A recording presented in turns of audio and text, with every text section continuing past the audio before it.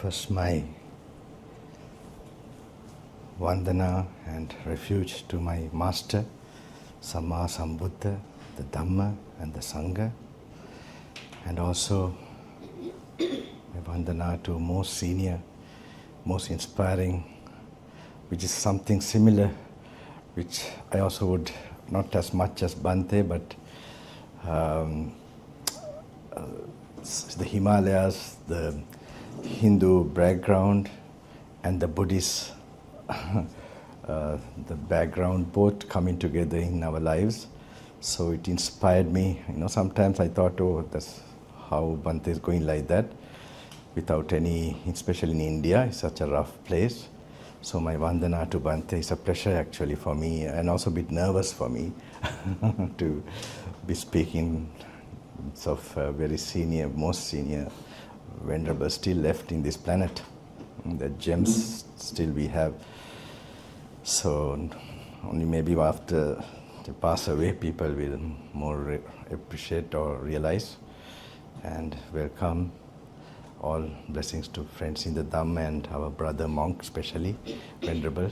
I saw his. I happened to go through the book of Bhante's in India. Then you are a layperson, right? Yeah. There, I think translating. Yeah. That's, I saw the picture in one of the books I just went through. Then, so I see Bhante has brought you back here, close to him. Just for the benefit of them, I'll say this is Bhante Ananda. He's my only monk disciple that I ordained myself, who stayed as a monk, and so I've invited him to spend this Vasa season here with me. Okay, but he has not been all the time here. He's just come for the Vasa only. Yeah, he just arrived hardly a week ago. Oh, okay. All right. So, friends in the Dhamma.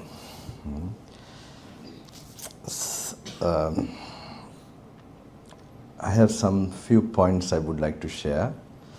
So, something not very similar, but I would say from my young age I have been sort of curious and had a deep yearning to know something or know a perfection, actually. So whatever the environment I was there in, after a long time I had to speak English. The Sri Lankan people have this thing in my brain to Sinhalese for long years.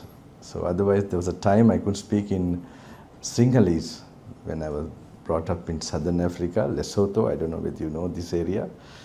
So, but anyway, that was my tapo bhumi, also my meditation land, I would say, or awakening land.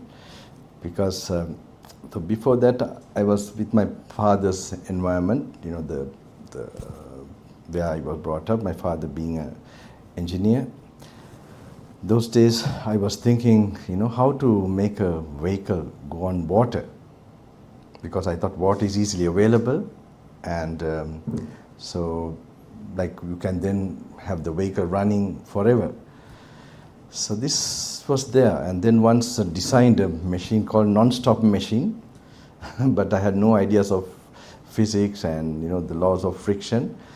So I can see that I was yearning for something perfect, and then I came across science, especially physics and the theory of relativity, and that fascinated me, especially the time dilation near the speed of light, that time can be stretched and so on. So to make it very short, I am not, those last programs I give a background a little bit. So those things I also, at a time I was very curious at 14, 15 in that country. I started to read every book I was able to get hold of. So my mother had a lot of books, even religious books, and some sutras, the Sakkapanya. That book, it's where the Lord King of Gods come to meet the Buddha, and he makes him also a stream entrant. But also the commentary explains something about that dimension. Like 1,000 years on earth is one day there. Like that sort of, then there are the cosmology, the Buddhist cosmology, like eon is one day in the the higher, more higher, like that. So that looks fairy tale if you just keep it, like separately. If you read it only that material. But then when I came across this, that the time can be stretched, that's becomes not a possibility. It's a fact. Not after scientists find out, that doesn't mean the laws start to work. It has been always been there. So that really made me believe that other, especially the King of Gods and all other things were really true. And that helped me to pass my exams, because I have been, thinking about all these things, and I have not been studying at all at school. So I remember I knew that these states of consciousness or higher beings are powerful. So like midnight, I used to keep the test papers, English language. I remember the English language, English literature, and especially the essay has a lot of marks. So essay title, kind of I kept all the previous papers, and through relativity I built up faith. And when I knew I had no doubt, I was connected. This is how I thought that time. And then actually I predicted, the essay titles. Two essay titles, English language, English literature. And next day, of course, I didn't tell my parents or father what I was doing. And I told my father to go to my tutor and get 2 essays written under these 2 headings. So my father went, and the tutor was wondering whether I have not studied everything, why I'm just focusing on 2 headlines, the essay titles. And then he wrote anyway. So I went after 2 days. Like we have every other day the exam, different exams. So this paper was after that. When I got the paper, I could see these 2 headings. And that was like a real beginning for me. It was my first meditation, I would say. And I didn't care about exams, school, nothing. I felt like the universe, some part of the universe in my hand, under my, so then, but still I didn't get ideas of ordination and so on. Actually, Bhante, I read a little bit of Bhante's there. He said, everybody asks, why do you ordain, and so on. It's not just a simple question we can answer. There is a kind of a whole, process to that. So it's not a simple, the person to get this idea is a very, very, big evolution, I think, coming from previous life, even to just to think, I want to ordain. So anyway, based that time, then after that only, I was keen to know. I thought to know more about this. I thought I must study astrophysics. Okay, I thought, Einstein, he was like my hero. So, in fact, to New Jersey, Princeton, MIT, all these places I happened to apply at that time, and waiting for my results. And then age of 18, 17, 18, yeah. And meanwhile, I was very attached to cricket also, sports. I play a lot of to clubs and all that. I think in America it's not a popular sport. But I remember at school we had a very good basketball player, and he used to tell that he's from California. That's how we were able to dribble and so on. I never forget. Only 2-3 Americans, and all others were like from England, Germany, all other places.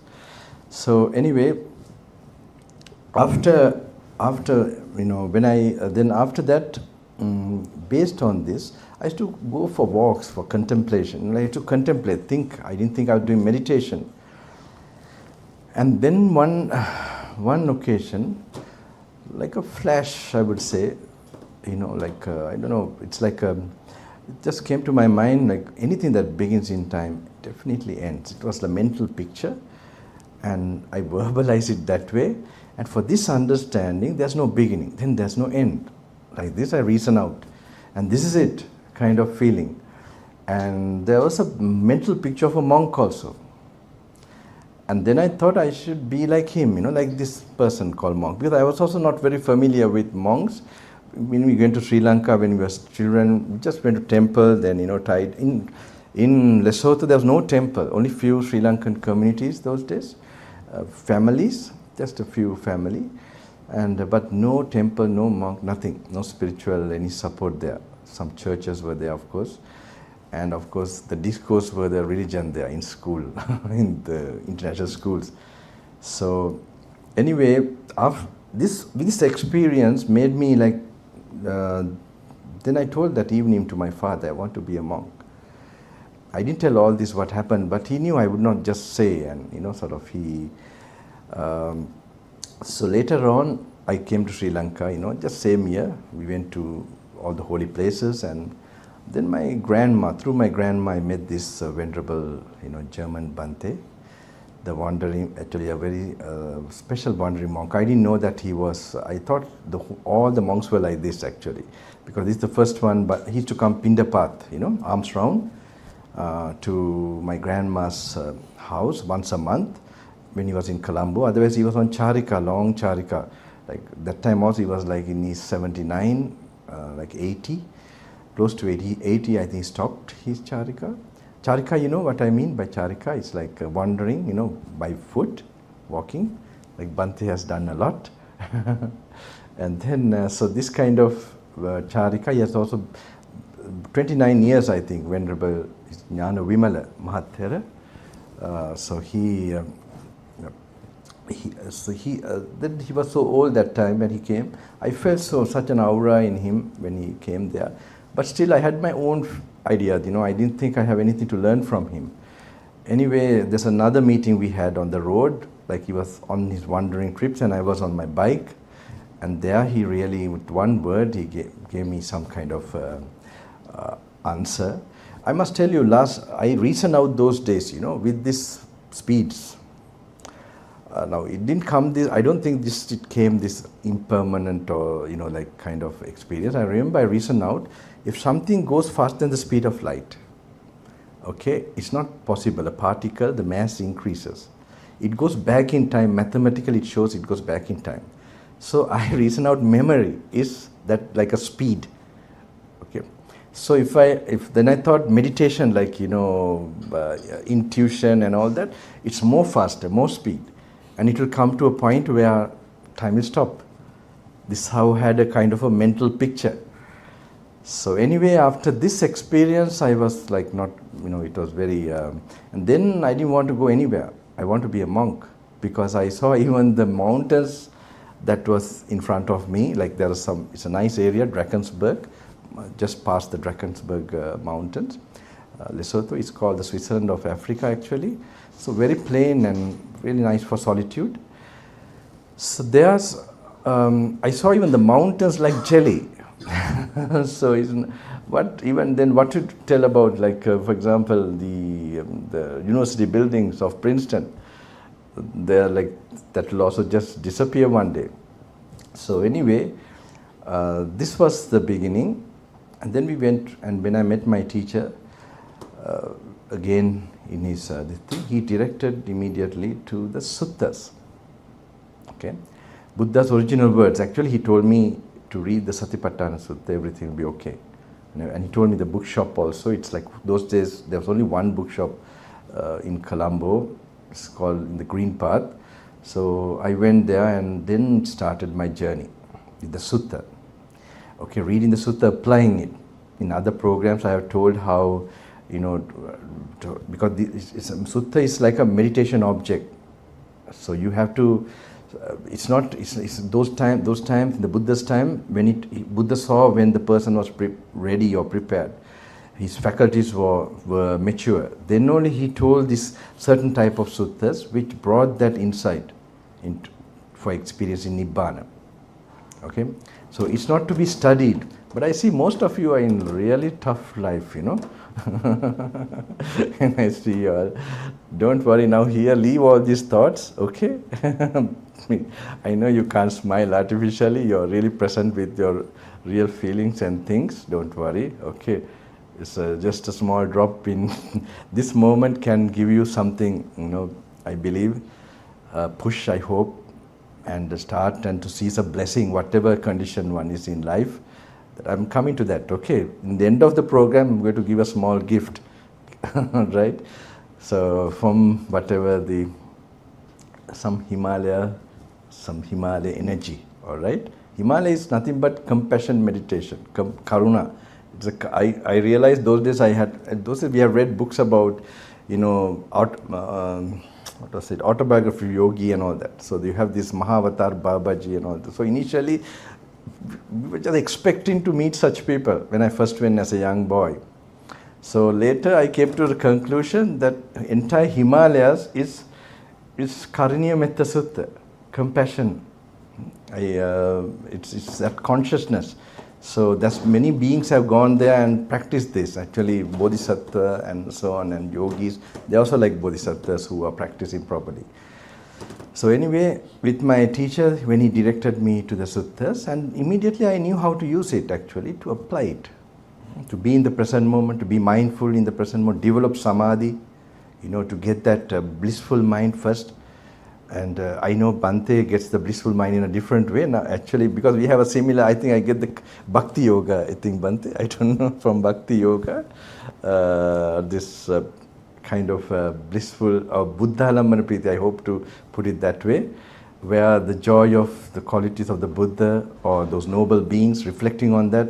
And I tell, it's not just feeling, you should get a tear in your eyes, that opens up the energy fields. Takes all the grosser negative blockages very fast. Like you have meditated for hours, if you get that, because there's so much good energy, good karma, so this is very like a start. This is very important, I think. So then you get energy for practicing meditation. It is that's very important. Without energy, you can't do this. So Buddha's time also, this was given to beings who were. Now, you have the sutta, the third sutta. They are the Adita Pariyaya Sutta. There, Buddha doesn't talk to those, the jatilas, I think, or thousands of them, and I would call they are like rishis. He didn't talk about sila, virtue, or samadhi. They already had that. He goes directly to wisdom, and the entire paticca samuppada or condition. Explanation, conditioned nature is there. It's very nice in a very short form. The 6 sense organs, the 5 skandhas, and the conditioned nature, all in one sutta. Eye is burning. He put that they were doing this fire worship puja. So he relates to, contemplation and this thing, and that the desire as burning thing. And it's wonderful, the master and they become all arahants. So they were prepared, though they would have called them Hindus. It's not Hindus. They had purified, their minds were all purified and to the certain level, because for intuitive experience, most what disturbs or what blocks our intuitive experience of these teachings is the 5 hindrances. It's called.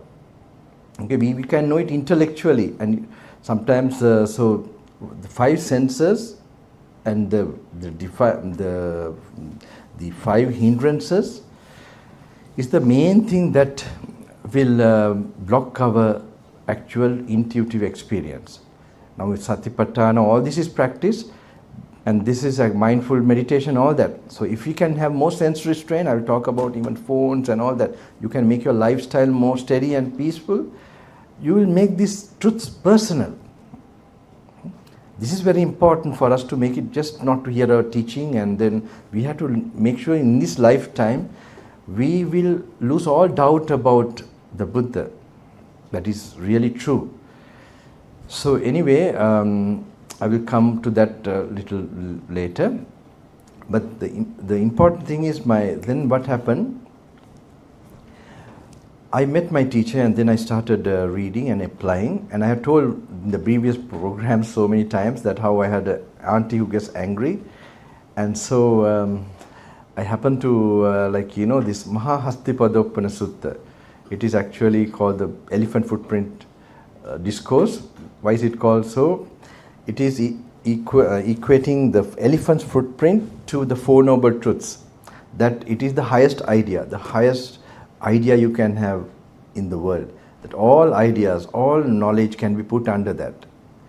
So it is given like that. So it's very interesting, Sariputta. It actually shows the 5 elements. The Buddha doesn't show it in terms of electrons or protons at that time, but shows in terms of 5 elements, that hard nature, what we have as hardness, nature in this space, which we take it as our ego, and we use that we use it to.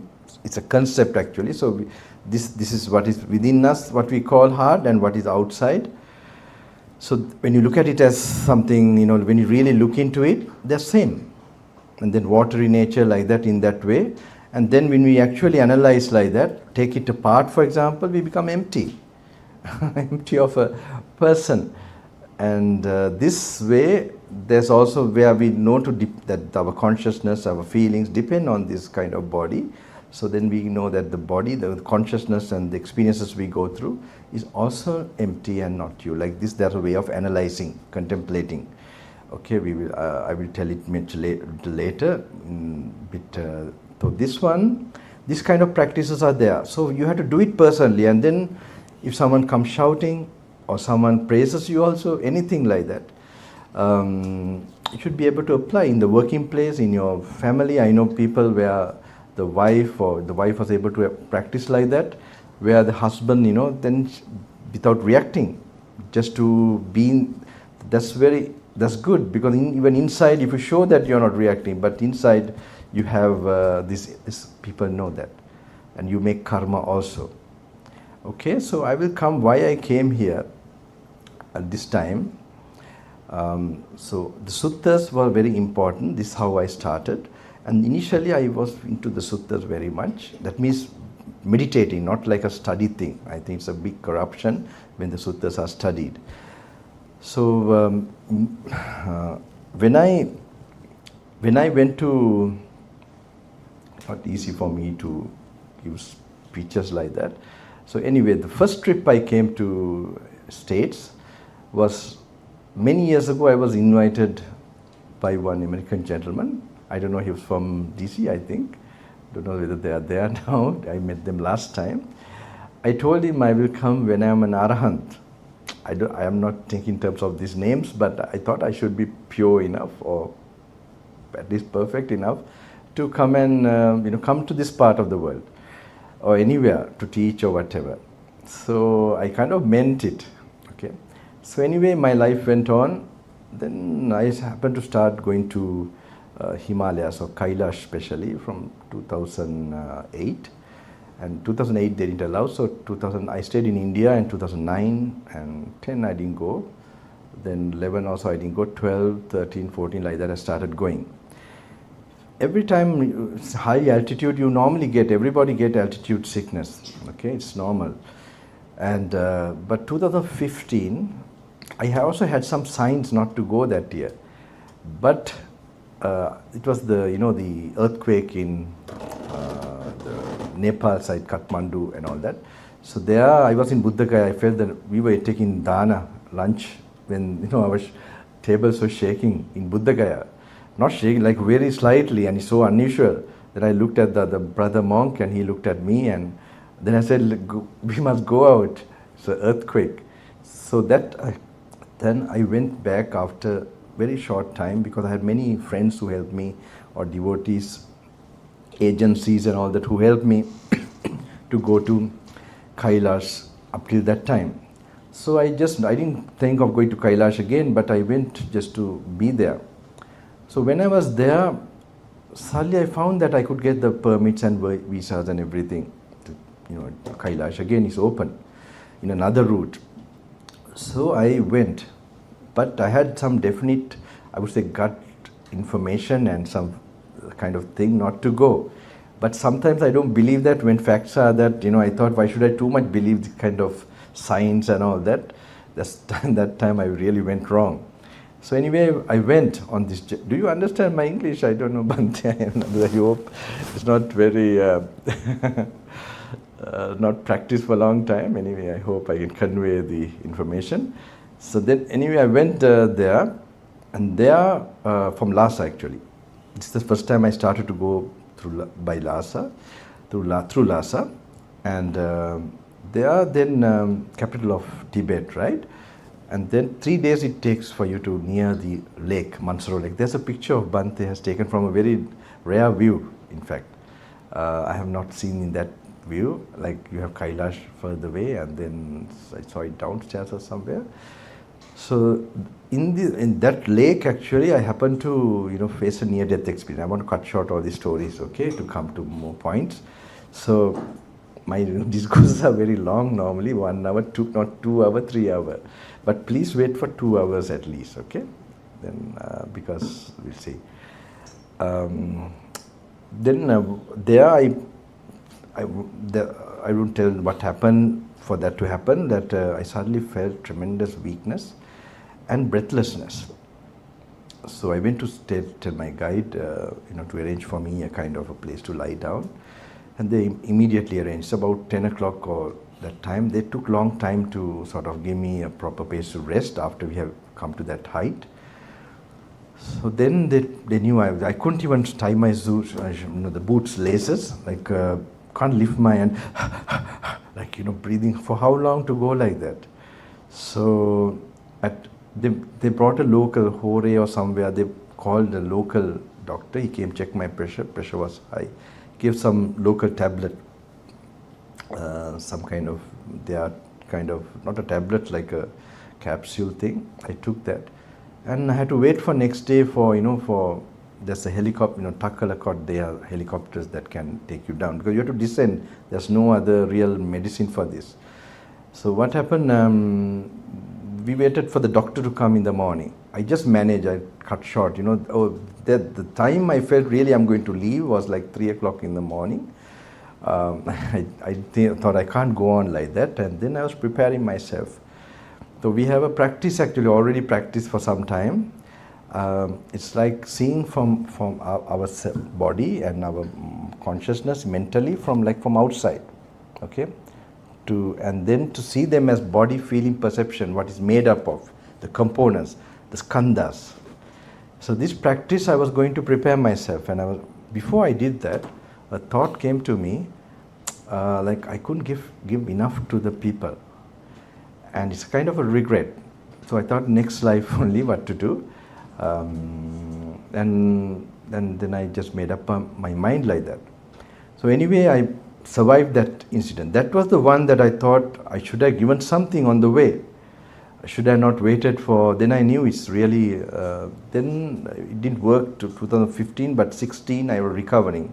I had some other problems also. I have been telling this, like Mara was hitting me that year, like behind, first the body, I survived physically, and I also had another, just after that, recovering physically.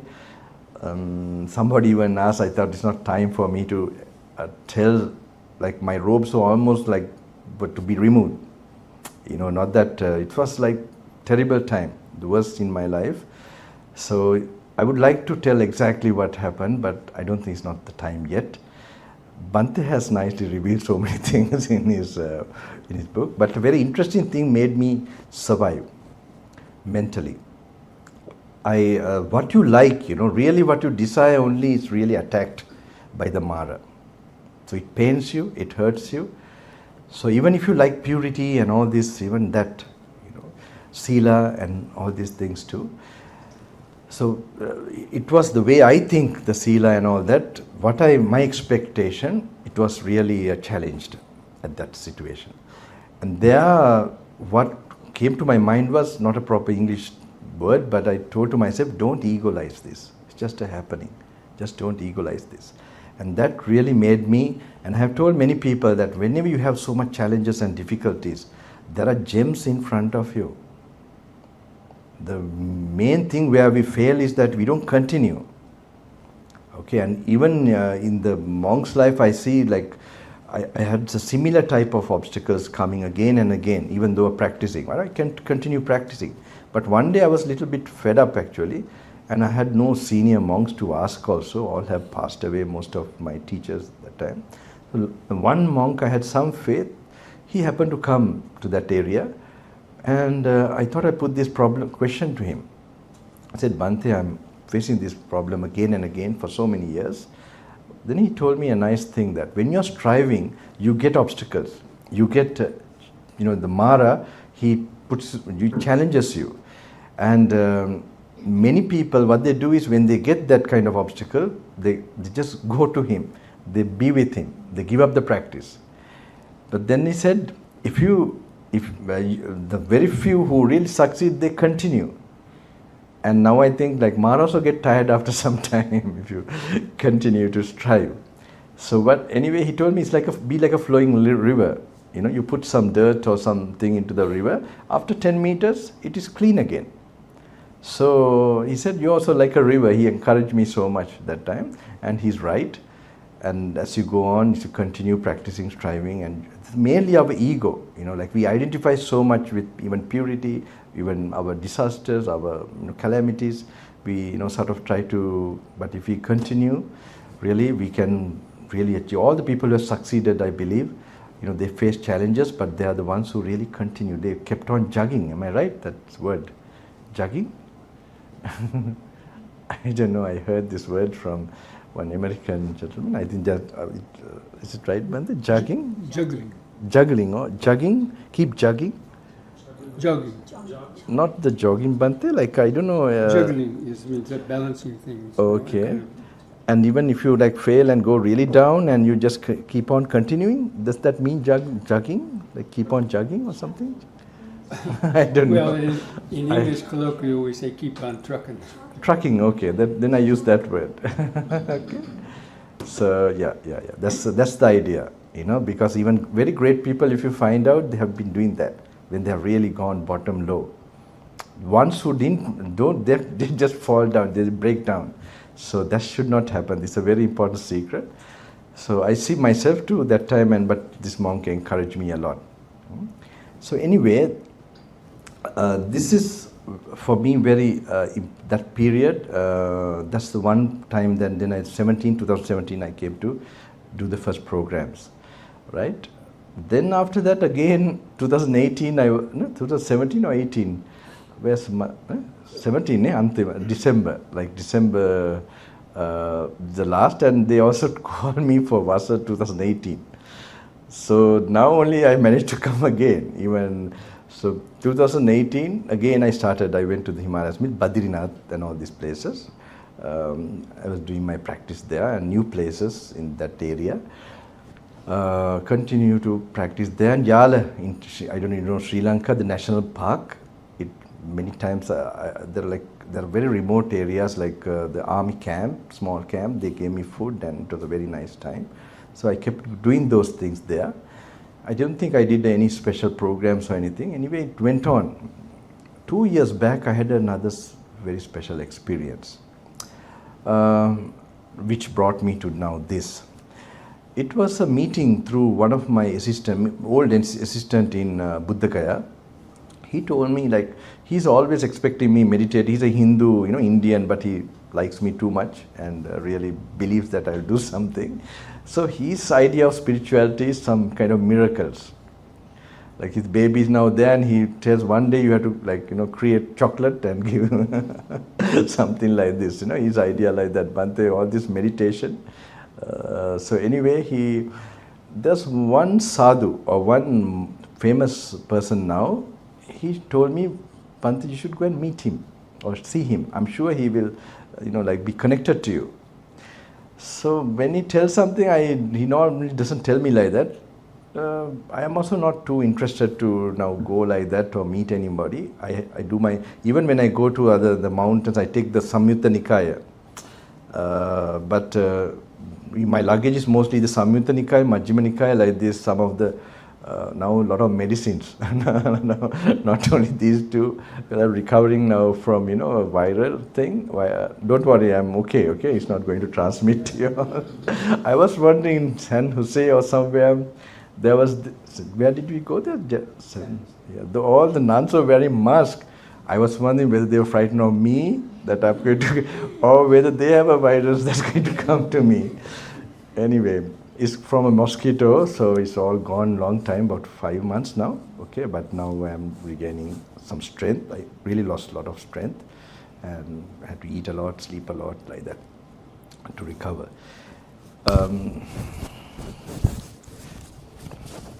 Sorry, I have sometimes like a blackout coming. Okay, what's the topic? I was explaining to you something, right? You were going to meet that Indian monk. Oh yes, sorry, Bhante, I don't want you to.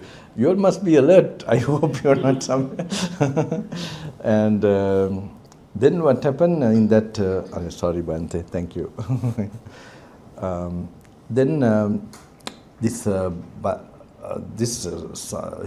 So I went actually. So because my devotee, he told me to go, the assistant actually, I went there. So he's famous for something, and he becomes super famous. Like lakhs of people are coming in India.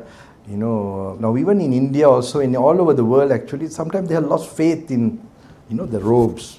That whether they have any power, they think they are more materialistic, or like they know nothing in them. It's kind of like that. They have this idea, but time to time there are sadhus or monks or show something that there's something to the people. So he's someone like that I see, very young. What he does is like, he's famous for that. He has a board-like thing, and he will call you from a personal information of you, maybe your telephone number, okay, or something, they try to call this or name, and they would come, and when he just tell them to sit down, and he would write. And then he asked, why did you come here? What's the reason? They said they have cancer, they have this problem, that problem. And then he would say, he has written everything there. So he shows the board, and then, so this is how he's famous, and he tells some solution also. Okay, he gives a solution, some mantra to chant or something like that. And so he becomes very famous that way. So anyway, I went. When I went, the first time he was not there. I went, there's a mountain, actually Bhante has been there, Bhakish. I don't want to reveal the place actually, but I don't want to reveal the yogi also. But Bhante has been there, the mountain, that time not fame, nobody, it's just a very hamlet-like thing, a village. Very recently now it's like a very huge area full of people. And so anyway, I went there. But I made a determination. I wish I meet someone who had some more power, or some power that I could, help me on my path. I had this thought too. And I went another trip, second time. I felt like visiting there. Actually, I felt the energy very I could relate to. So anyway, when I went next time, he was on the same flight. There's a small flight to be taken. It was really coincidence.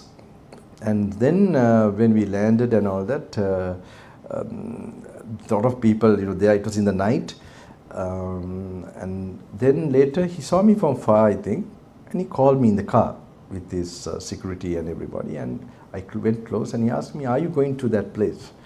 I said, "Yes, sir." Then he told his security people, "Please bring this Baba or whatever." So I already had arranged my transport with the other people, so we followed him, and he was going to his home. I also have done programs. And he was going to meet his mom, like there. So then when we went to his house, it's a very poor place, very poor place, very small village. Still the house is not like very big or anything. And thousands of people there already, knowing that he's going to be there. So he went inside, he called me, and there was one foreigner also, and few people. Like he was in a throne-like thing, and then we were also seated. And then he told, I think he knew everybody there. And then he looked at me and said, "I want a minute with you." His English is not very good. He's like not educated at all. So they went and kept one person for translating.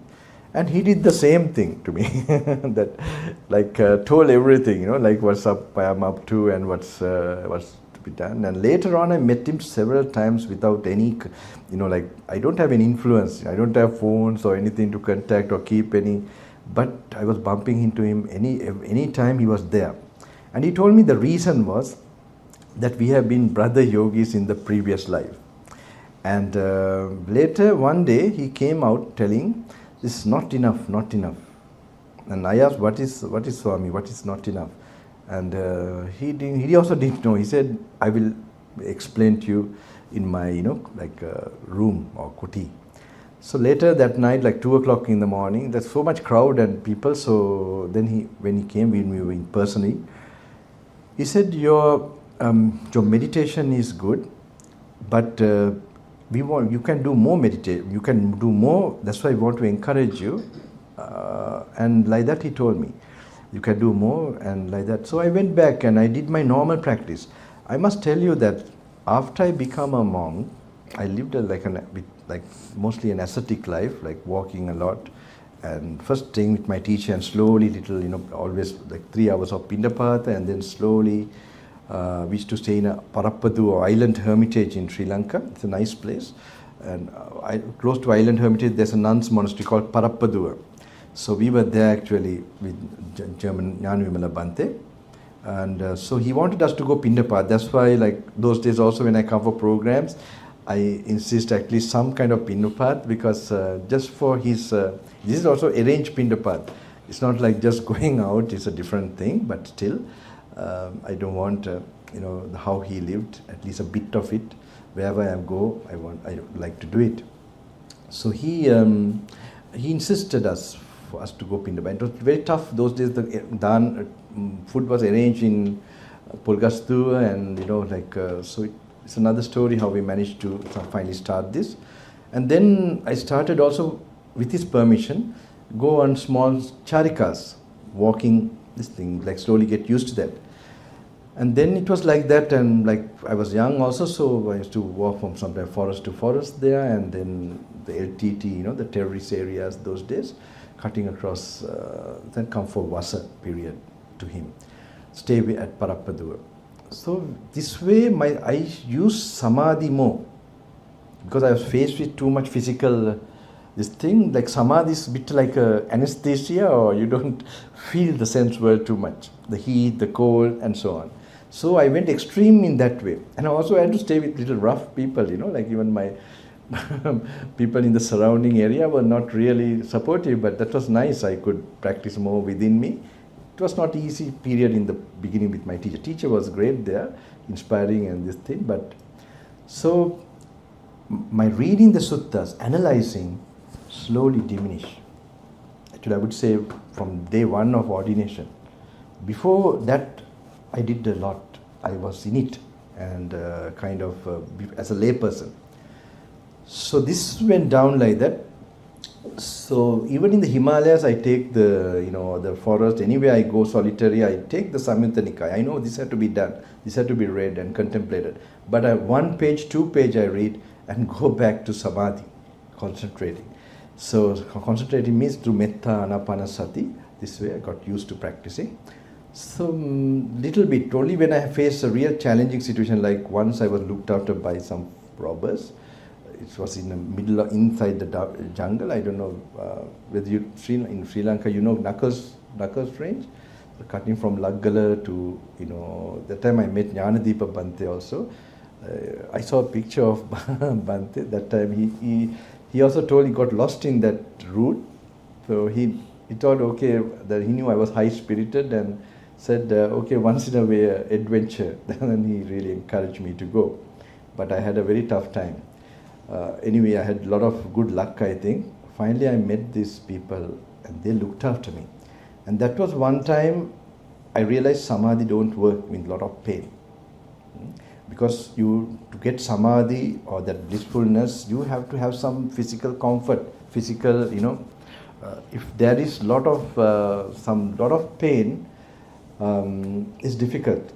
So unless you have very powerful Samadhi, but still you will be affected by it. So then I changed to, by force, contemplating. So we have a way that, we read the sutta or in memory, like Anatta Lakkana, the no self sutta. So I applied, I was actually, I don't know whether you know these poisonous leaves, that's called, that has a kind of a mausa. So I must say, do you know the name of mausa? Mausa kola? Poison ivy? In English, is it? Well, we have poison ivy here. Okay. If you touch it, it gives it gives a rash, Bhante, and you can get a fever also.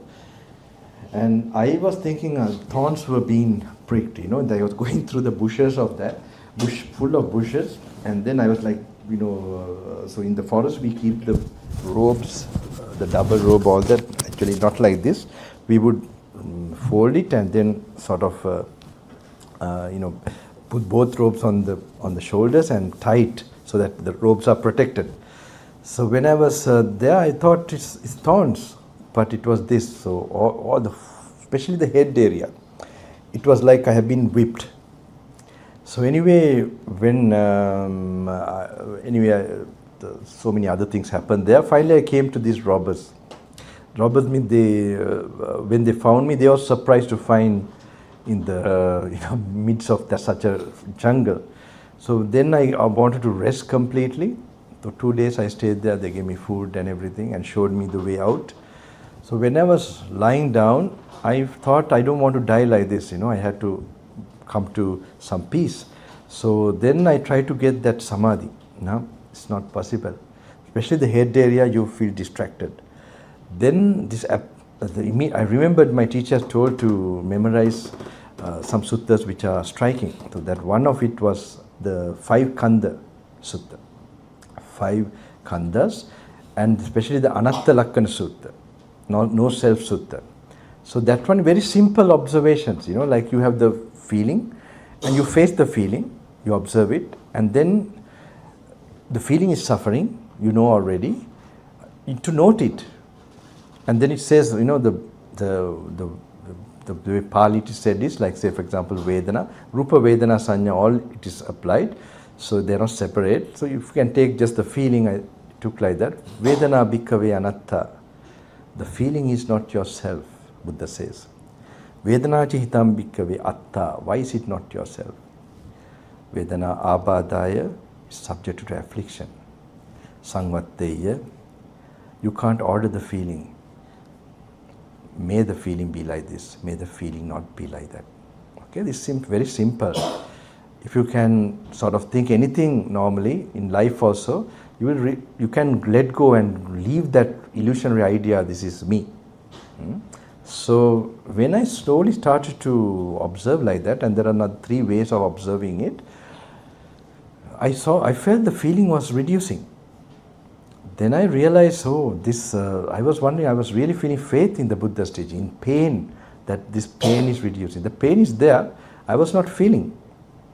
Then actually that was one occasion I really felt very faith to the teachings. So after that, actually I have been practicing this skanda, kind of the 5 skandhas, and like a daily practice of this. So, but only when such a situation came. All right. Otherwise, I didn't specially go there, because in a gross way, when you practice, it's not a very deep experience. It gives you benefit. When your mind is peaceful, blissful, when you contemplate, only that contemplation has a possibility of making you enter Nibbana. That level of wisdom, clarity could come. Now, this is something because mainly I see also, like for example, technique based. There are 2 ways of practicing the meditation, which is very popular, is the technique based meditation. Okay, that is what the society mostly have experienced, but it is closer to the body. The observation is done, so with the still the nivranas closer to the body, observation very tangible. It can be easily practiced actually, but whether the insights or the wisdom is enough is a bit of a question mark. Sometimes if I tell like this, it's a bit this thing to, but if you have enough samadhi and you get the insights, that means you are quite separated from the gross body. The insights could lead to a very concrete or very, to a standard of where you are really entering the path and the fruit, what the Buddha expects. So anyway, this is how I practice. Then the practice diminished after I became, it was diminished like that. So when I met this yogi, he told, so I went again, and when he told me you can do more, I practiced again. Did same thing, samadhi more, and little bit more, little reading, not too much. I came and met him again, and like when he was there, I asked him, how is my practice? Like an X-ray, I was thinking, he might. Then it looked and thought and said, not enough. No, he did like this, I remember. He did like this. So everybody knows what it means, right? So he said, I will explain to you in the kuti. And when he went to his room, he told me, your samadhi is good, your like this is there, but your know me meditation is not good.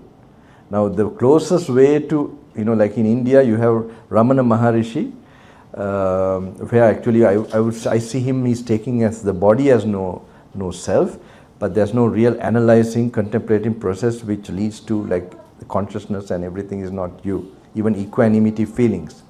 So anyway, he told me like that. Then I knew, and he told, you have a book with you. I mean, I have this Samyutta Nikaya, nobody knows I have this book all the time. I'm taking everywhere. That he said, if you read this, everything will become clear. Everything will become clear. And he said, this know me meditation is the highest meditation. If you do this, we will have to search for you. Like that, he encouraged me so much. Like, so then I knew something wrong. This, I must stop this samadhi thing and I must really force myself to at least read the book. So I went back and I went to a new jungle. Jungle means a gulp puma it is, I have never been to that Aranya. I know long years, a kind of forest hermitage. So I went there and forced myself to read at least, not meditating, contemplating, fast. I read this Kanda, Vagga is called. It's about the 5 aggregates, what we are made up of, and that mostly it is repeating, that's not ours, it's not me. And most of the suttas made, when Buddha taught them, they became arahants. Okay, so this I started to live without even contemplating. I read fast, and then I met him again. Then 80%. That this gave me a lot of, I knew I'm on the right direction. And then I started to read the Salayatana Vagga, which is the normal order my teacher told us to read and contemplate. And then 120%. This inspired me to start immediately. There was a monastery being made for nearly 10 years from 2012. So they were also forcing me to sort of start this. So then I started this actually starting as a retreat place. So the idea was to give this in a retreat form, a certain, like a sequence of sutta my teacher has given us in the beginning, to give that for layman or a monk or anyone who wants to really master and practice this, meditating on the sutta, so they can have a taste of this. So this is how it started, and then anyone want to become a monk and who's capable of that, suitable to be that, so that happened. So this is how this started. Now I want to explain something about the teachings, because what I'm going to explain is something when when I was very peaceful, my teacher used to explain, and I used to really like him when he explains this. So it's regarding the consciousness, rebirth, and karma, how it's connected. You could call the technology or the mechanism of it. So these 3 things, very essential. So normally I like to explain like this. For example, when we die, we have 2 things happening. One is we have a last breath and we have a last thought. Okay. Before that also I want to explain now, like, have you heard of the 5 skandhas? Khanda? It's like what we are made of. We have a body and we can really separate very distinctly. We have consciousness, okay? We have, like, say, we have unconscious body, we have a body, the flesh body, and there's consciousness. So normally it's a 2 different things, right? But the consciousness needs a body, all right? So, but the how we know we are conscious is, if, for example, if, the slow motion, if you take it, I thought this explanation was very nice to sort of get some idea. Like you have the ear and an object, say a sound wave. This you can take as the material part, all right? So then initially this is just a flesh, okay? And then there's something happen, like initial sort of reflection or attention. This is like just the starting of consciousness, okay? The one factor of consciousness. So with that there's a sensation. That is the main factor of the consciousness, feeling. We have heard that. And there's something that judges the feeling or measures the feeling as pleasant, unpleasant or neutral. That is called perception, okay? And when you perceive as pleasant, there's something that reacts with greed, and if it's unpleasant, with hate, and if it's neutral, with delusion. That reaction is what we call karma we make. Okay, sankhara, or mental formations in English. Have you heard these things? So these are like the factors of consciousness. The Buddha really explains that. I tell people like in this part of the world who is closest, I think, who have explained about consciousness that is separate from the body, and some explanation from the ancient Vedic or Upanishadic knowledge is Deepak Chopra. Have you heard of him? And I think he is the one who gives some idea of, some clear idea of that, the Western world. But in the Hindu tradition, you know, the highest that you could get there is the pure consciousness. I don't know if you heard about that. It's like pure consciousness, that's free from anger and greed. But to escape from equanimity, you know, the greatest finding in the Buddha I would see is how to escape from consciousness entirely. So it was not in the ancient time, and the Hindus or the yogis or bodhisattvas also found only a way to escape consciousness through another consciousness. But the main finding in the Buddhahood I see is to escape consciousness through wisdom. So through wisdom, creating so much dispassion, you know, even dhyana or samadhi, it's a state of compassion from state of dispassion from the five senses. All right, so you have one thought, and when you have wisdom, you even leave that one thought. You know, like it's like minus. So especially the insight or intuitive experiences takes you further away. So it ends up in nibbana. All right, the completely desirelessness is because it transcends feelings and so on. So the factors of consciousness and the body, with the complete dispassionate to that. So then one has the experience of nibbana. Anyway, this consciousness, you must know at least this much, that is karmically you get that consciousness. To get a particular consciousness, you get what is supporting that, the type of organ we need, and the kind of stimulation, the environment. So these two come as karma from the previous life. So I believe that to really appreciate this, one has to have a background, some knowledge about karma. So I normally suggest Edgar Cayce, many mentions. Have you heard this? Case studies and all that, how he explains, like he used to go into an unconscious state, and sometimes people, the problems they can't solve normally, he even suggests, like some remedy based. Sometimes he even suggests that he sees that in previous life, especially the Crusaders, certain things they did, how it's affecting now. Even my teacher, he had experience of like migraine, and there was no solution. Even he became a vegetarian, he said, to overcome his migraine. And he didn't go away, he said. Then when he became a monk, when he practiced Satipatthana, when the mind became purified enough, one day he had a kind of a vision, he said, where he saw like a soldier with a club, like the Crusaders that time, clubbing somebody. And then he felt the pain immediately. And then he woke up, he said. And then from that time onwards, the migraine went away. And then he realized that soldier was him in that life. So some sicknesses, some problems don't come until you see the karmic reason. So it's like that. When I say this, you seem to be like, some of you seem to have this, all of you seem to have this karmic problem, is it? Don't worry. Be in the moment. The past, it's a thought, even if it's a problem. And future, it does not come. This is a nice way to little bit come to this moment. So this, one time I remember so many case studies, very nice. I hope you can refer that, because it's very important, now with karma and the consciousness, how it's connected and how you get the last thought, very important. Others is no meaning to know that, then the rebirth process.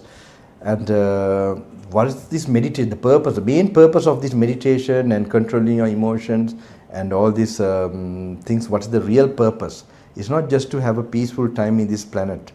This should become real, that you are responsible to your actions. In the ancient India, and they had already a lot of knowledge about this, background knowledge, how when you're reborn, even how your karma is calculated, and sometimes if you don't have a clear karma, clear thing that will bring a clear rebirth, you're put into like a judgment too. These things I'm recently getting a lot of information myself, and it's really even whatever we are doing is accountable. Whatever we are seeing, the old days they had this knowledge. They call Chitta Gupta, I don't know, he writes our deeds. The olden time they had this, but this is not a joke. This is really happening. So when you know like this, because now when certain yogis, when they see you, they don't see your body, they see your karma. What karma you're going through now, and what the karma you did, and when it's going to finish. That kind of divine vision is there. So I have some, I don't know whether I could share it, because I want to, might take some time, because these are very important in even my own personal life, how they came and showed where I was stagnating, and what was the thing that was really, then it kind of reminded me to be careful in that direction, so that so it was very helpful. Because otherwise we are just going on in this life, we don't know the same type of defilement, same type of actions coming out, and then it just keep on, our whole thing gets stagnated, our spiritual life, our material life, until it's clear. So karma, this one story I remember in Edgar Cayce, I want to just share that. There's the one lady who was very beautiful, she used to come, she had another problem, somebody to consult him. So in that consultation, when he became unconscious, she was very spiritual too, in New York or somewhere like that, and she had some other issue, and when she came, the way she earned her living was showing her beautiful hand. She had for jewelry and all that, they put the jewelry and the advertisement and all that, and that's how she earned her living. And then she was spiritual too.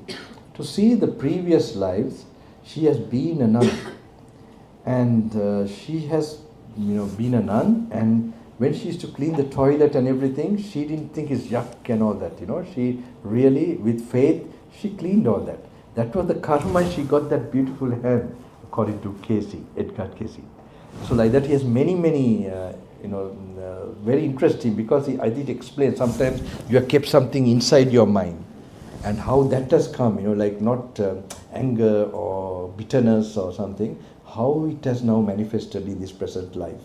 So it gives you very, so then you know how to clear, to make sure you don't keep your inner mind also in a very bad state. You will be very concerned to have good intentions and take things positive like that. So anyway, this thing I recently researched. Say for example, we know that when we are dying, we have a last thought and the last breath. Okay, do you think so? I have heard, like some people when they are almost dying, and other thing is very important. Before that, I will jump here and there. But now you must know the condition. Do you think we can ever get consciousness in free air or in a robot? So what do you think? The consciousness to arise, it needs definitely a body. All right? Okay, it's conditioned. Buddha shows that, that you have to have the ear, you have to have an external object, that is the ear has to be intact, the eyes have to be intact as an organ, and then you have the initial attention. These three coming together creates the initial, it's a conditioned thing.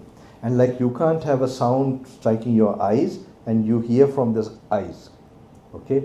You can't see from the ears. It has its own special domain, all right, area. So it's conditioned, each consciousness comes conditionally with each organ, all right? This must be clear. Is it clear to everybody? This is because actually this is a very special point. Now I want to encourage you all to read the sutras hopefully and learn to have the Dhamma thinking. because so this is like one message I am going through. This is preparing also for a retreat one day of the Dhamma. If you want to become enlightened, if you want to get enlightened through the Buddha's instruction, this might be helpful. It's just like making you, little used to thinking in the Dhamma way, and that's what we are expecting as a meditation object when you're like in the walking meditation to analyze, to think of the Dhamma. So that is called Dhamma Vijaya Bojjhanga. It's the enlightened factor of one of the main, second enlightened factor. Other one is Sati Sambojjhanga, the mindful. So it has to go with not as an intellectual exercise. It must be practiced. A person who is also practicing to keep his attention in the present moment. So he develops samadhi through that. Okay. So with that, if you read and read the teachings, this is the way to you can get something somewhere.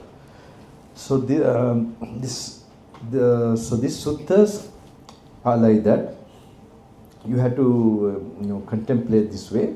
So then this one thing I would like to know and tell you is like you have this, when you are like normal person, normally what he has done, the main karma he has done, it will come up when he's dying.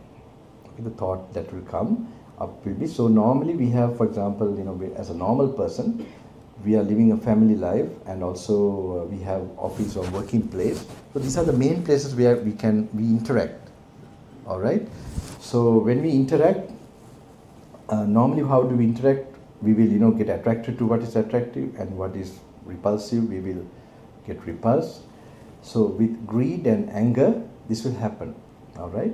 So if there are some major karma, like now you can see in the retreats, for example, if you are put in solitude, you find suddenly these thoughts that you never thought, this what you have done in the past, the memory comes up.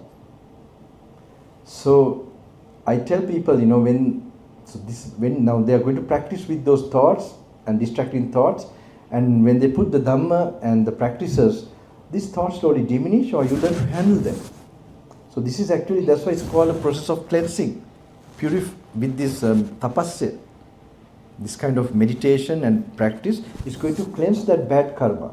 If you don't do this kind of things, what happens? This will come at the moment of death. And uncontrolled, you'll be, your destiny in the future will be driven. You'll find mostly it will be connected with anger or sensual desire.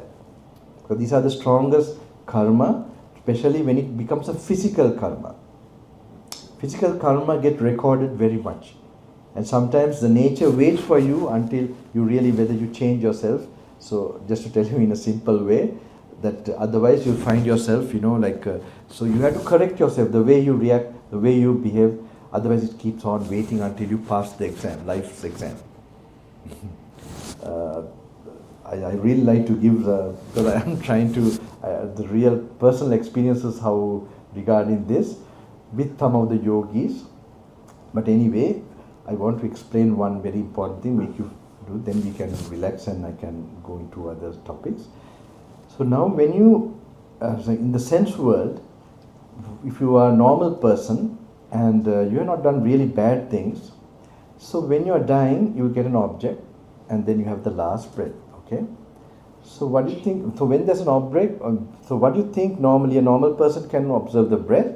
Think it's happening to you, okay? Can you observe the breath when you're dying, or you will be distracted by, actually due to karma and craving, we get distracted. And we want to, so now even this program, you heard from somewhere, and you had some desire, okay? So to hear it from somewhere, it's your karma. You can take it like that. And the drive to, okay, let me go and see, let me go, that's the desire. And you come. So you have some karma with me now. Okay, so it's just take it that way. So when you're dying also, you have some, you have the, due to karma, you get a nimitta, you call, or an object, okay? Last thought. And then you get distracted, we all have craving, okay, that normally we have. So we get to that, we get distracted. What do you think? You just think, like, it's very simple. Will you get distracted, or will you be able to keep your attention to the breath? Normally, no meditation, normally you are a good person maybe. What do you think? You get distracted, okay? So when you get distracted, is there causes for consciousness to arise or not? The object is there, the attention is there, will consciousness arise or not? It will? It's not a multiple choice question. You have to think, because I explained before you like sound waves, the ear, the attention, the conditions are there, consciousness will arise, okay? So like that now here with the mind, you have attention, you have an object, and then you have craving still, so you get distracted, that's right. And so when you get distracted and when you get focused, that means consciousness will arise or not? The conditions are there, right? Okay. Okay. And so then rebirth will happen. All right. So I put this, my teacher explained it in a more quicker way, but I put another thing to get an idea more. Have you heard of a non-returner? Anagami. A non-returner means he has no karma in the sensual world, and he has no karma and craving for the sensual world. So he perfects, he becomes enlightened in the higher, Brahma lokas. Okay? So he has no desires here. Okay? So when he dies, when he passes away, he also has a last breath. Will you think he can keep the attention to the last breath, or will he be distracted by anything?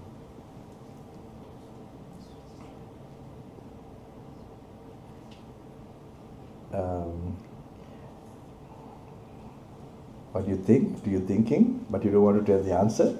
Okay, all right. So normally you might think, normally people say, he will be able to keep the attention. All right. But is he totally free from craving? No.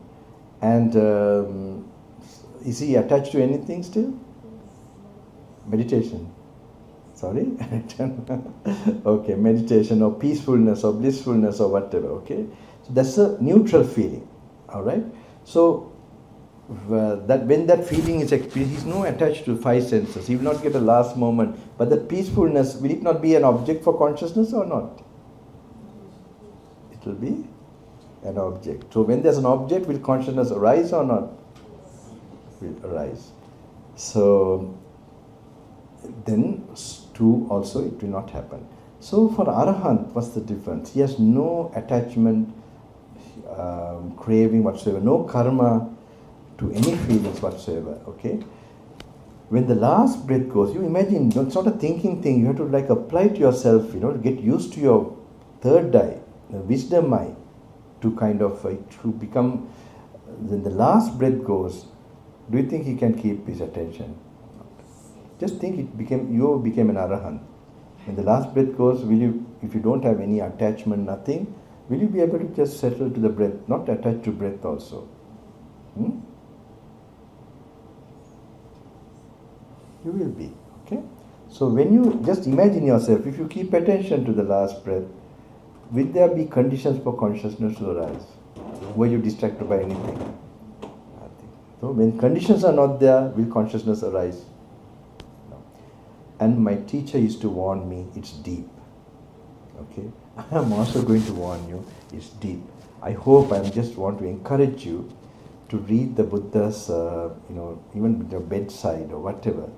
And actually these Buddha's words there, explanations have visions in it. There are visions. People who read and leave it means they have not got it. All right? If you keep on after 1 week, 1 month, 2 years, 3 years, maybe with more, evolution of your system, more purity, you might see it in a different light and becomes clearer, in other words. And there's a very special levels of clarity that can come. It ends up in experiencing Nibbana or attaining Nibbana. So this is something I want to just explain a little bit. So this Bhante, Bhante is the one who I used to really like it, but when I was with him on a retreat, it made big sense. When he told me to go through it's called the Kanda Salayatana section. And it was 2 weeks I stayed with him, and that was a very special time. And this, what he prepared me for many years, like he explained this time to time. I really like to listen to that. These are small connections, like small, just the like how like craving and the skandhas, they go together. And if you take away the craving, how it cannot exist. These are small links and small points Buddha tells in a simple way, but it explains the entire being, entire existence. And it gives you, after you experience or get some insight into this, you not search for anything else. It's not possible, because it answers all questions. So this I think I explained. But then the important other thing is, to make it an experience, you have to change your way of life. Otherwise it will be just teachings you are hearing here, there, everywhere. But it's like same question you have, the same doubt you have. These things won't become your personal experience. So for this, I think you have to make sure that you start enjoying meditation.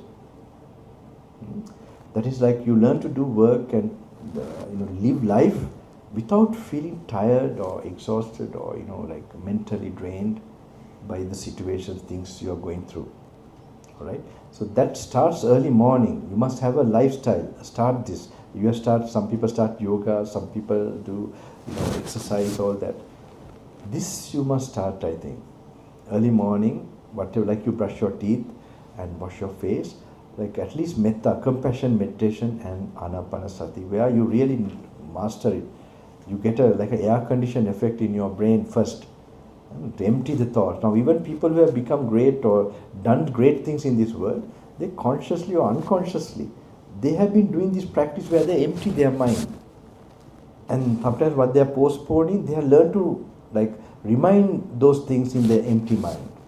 Even billionaires, they are doing that as they get up, they have done that, and that has a special effect on your brain, and you don't keep postponing what is important to your life. You start to do it in action. So this, I do not say like this, but at least you can empty your mind through metta, compassion. Okay, whatever you have to go through, just to, and also looking at the breath, observing the breath. After that, so you leave more. You leave even the peacefulness you get from compassion meditation. Okay, spreading, visualizing.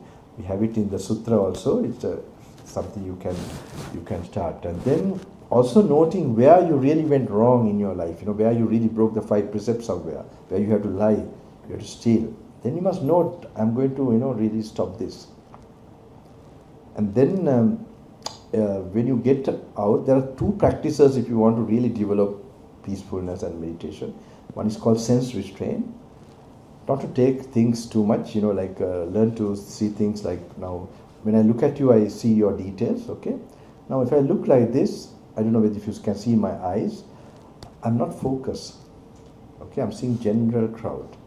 Okay, it's, for example, this is one practice I think you must learn to do as a yogi. What you want to, just to perform your duties, just to take that information. Like if you're crossing a road, like crossing, you have to see the vehicles. Okay, but you don't have to see who is inside the vehicle. Like that you learn to, this is very important practice. This is actually will stop or lessen your monkey mind. Thoughts coming like a flow of thought, that will reduce. So to do this, you find now the phone is a big, this thing. It's like, okay, you have to use for GPS like that. But it opens up to the sense world so much. So unless you're really disciplined, it's very difficult. I think it will have, you are inviting too much distraction and so on. Unless you really learn to, really for your work purpose. And now I see, even the blue light, someone told me, it affects the serotonin or in the pineal gland, I think, something like that. It damages your focus power. And so much, even dopamine, so much dopamine is the thing, YouTube and everything. Even you may listen to Dhamma, everything. But if you really want to really make this process of becoming enlightened or really experiencing this before you die, I think you have to prepare your body and mind to this. And the best thing will be you'll be experiencing to live peacefully. Even if you don't get, but definitely you learn to live peacefully and in a content way within you.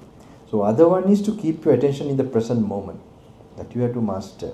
Like even when you're driving, to hold the steering wheel and to feel the touch of the fingers to the steering wheel. Simple things. If you can focus for some time, you find a kind of a samadhi coming to you. If the feel of the back of the seat, the back touching to your back, the seat and the legs. So just to notice, continue noticing. And the simple things you see ahead, just to note that again and again. Your mind will run again to the future, to the past. This is some training is necessary. If you do that, you find a meditative mind start to enter you. I know people who have driven so far, because one gentleman, when he was in this vehicle, that was the last visit I think, so he's so talkative, I don't want to talk when I normally go with the behind the seat just to be alone in this part of, when I'm out of the Sri Lanka. So he just one time asked me, Bhante, how to meditate, like he's telling on the way I can teach him. So I thought, okay, I said, shall we do it right now? I told him. Then I said, he was talking other things before, and then he asked the last question like this. So I said, can you feel the steering wheel properly? The fingers touching he said, yes, Bhante. And then I said to feel the back of the seat and so on. So, and then just notice, what you have to, for driving, what you have to notice, but feel these two also meanwhile. He stopped talking. I wondered, I also didn't say anything, I just waited. And end of the journey, he said, I never experienced this peace, Bhante. And he started this, I'm sure he started this, but this is very important. Now later I got to know, so many miles they have been driving like this, because when they got a taste of this practically, you will just continue. So, but this is a start, this is very important. You learn to, any addictions you have, you learn to one by one, take away these things. So this is very important to, when you go out of your home, to start with that early morning, and then when you do the general activities to do with this mindfulness and sense control. First is staying the present moment, touch even the steps you take, again and again reminding yourself, and not to even want to think of something you have to do. You can little bit, few seconds you can think some strategy or something, but come back to this and face. So this won't come naturally. You have to remind yourself again and again. So this is, I think, very important. And other one is, I want to explain something.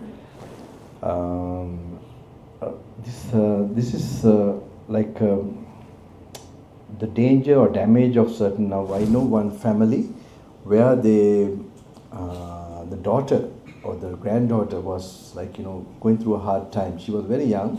She's a special girl actually. I know her when she was very small, and but when she came to 14, 15, she faced a very tough situation. Actually, they were very poor people, so they put her to a very big school, international school in Sri Lanka, and they didn't know that that though the education is good, the Western culture is very is going to be.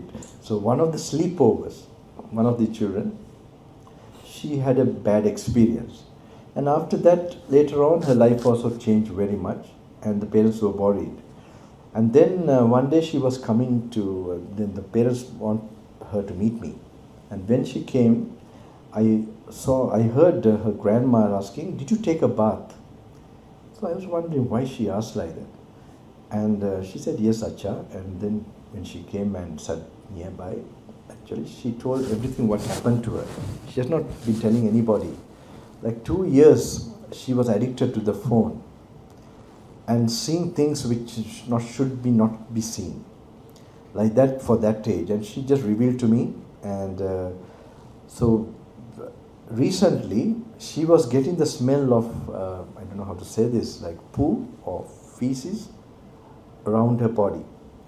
So you can just imagine, you can understand. In last programs I told how you open up certain lower dimensions and you invite certain beings, and if your karma is weak and those enter your body, then you become addictive and you're controlled by these beings. All right, that those days I told this thing. But anyway, just to give an idea of that. So just to know the danger, and even serial killers you find, if you go when their last moment, the last testimony, when they're about to be hanged or whatever, they tell, I had a sick mind, or nobody treated me, or I was addicted to this. So this is like, you must know that in that way, not to allow even a little bit of that, so that you can, you have to get that feeling. If you don't have that, the strength, inner sort of danger about this, then you can't control your addictions and so on, So this is very important in that way to be, try to discipline oneself. And the other way I want to explain is even dopamine detox is nice. In YouTube, you can check dopamine detox. Under that, you find lot of videos. Previously, I also talked about no FAP. I don't know how many of, this is not a topic talked by monks, I guess, but it should be, I think, be enlightened to the younger generation, even to elderly people if they are really, still they have these certain problems, because this is a very important thing. No point doing all these good deeds and all these things, I mean, if you're arousing too much desires in you're creating like an atom bomb inside you of defilement. So this is very important. In the YouTube you'll find, I'm not going to explain this further.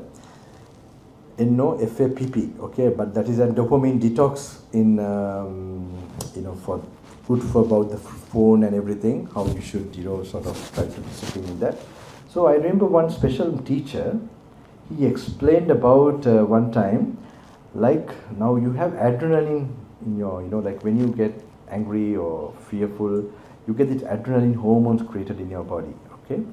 So he once told us, Venerable, like when, say you have good thoughts, okay, meditation and say chanting and all this. So if it goes to a level where you are quite peaceful, and this something should also be created. Then he named this minus adrenaline. But of course, from my Hindu background, I happen to know there's something called ojas. Now this ojas is something, like very fine. Now he also told, like, ojas, it goes to your brain, it can travel to your brain and opens up areas which has not been working, and it gets deposited there, and then it creates those thoughts, it makes those thoughts to come again or to happen. So there's like an interrelation. You create those substance within you, and that makes those thoughts happen again. And then, so yogis, you find, they make so much of that, so their body also changes. How it looks more charming, and even the skin, this black or white or whatever skin it may be, it has begins to have baby skin. And one thing I can tell, like you get a shine in your cheeks and your forehead. So I tell people, don't lose that shine. And but some people now, I got to know, they apply what is that? Nivea, or I don't know, or collagen, or what is collagen? I don't know. I found that you get shine from some kind of chemical also, but you do not get the charm. I'm sure you can't just artificially put something and pretend to be. It is related with your character. Even if you take a bath and all that, you don't get clean. You correct your life, then start to show in your personality, as well as in your, the skin, if you want to be more beautiful and handsome or whatever.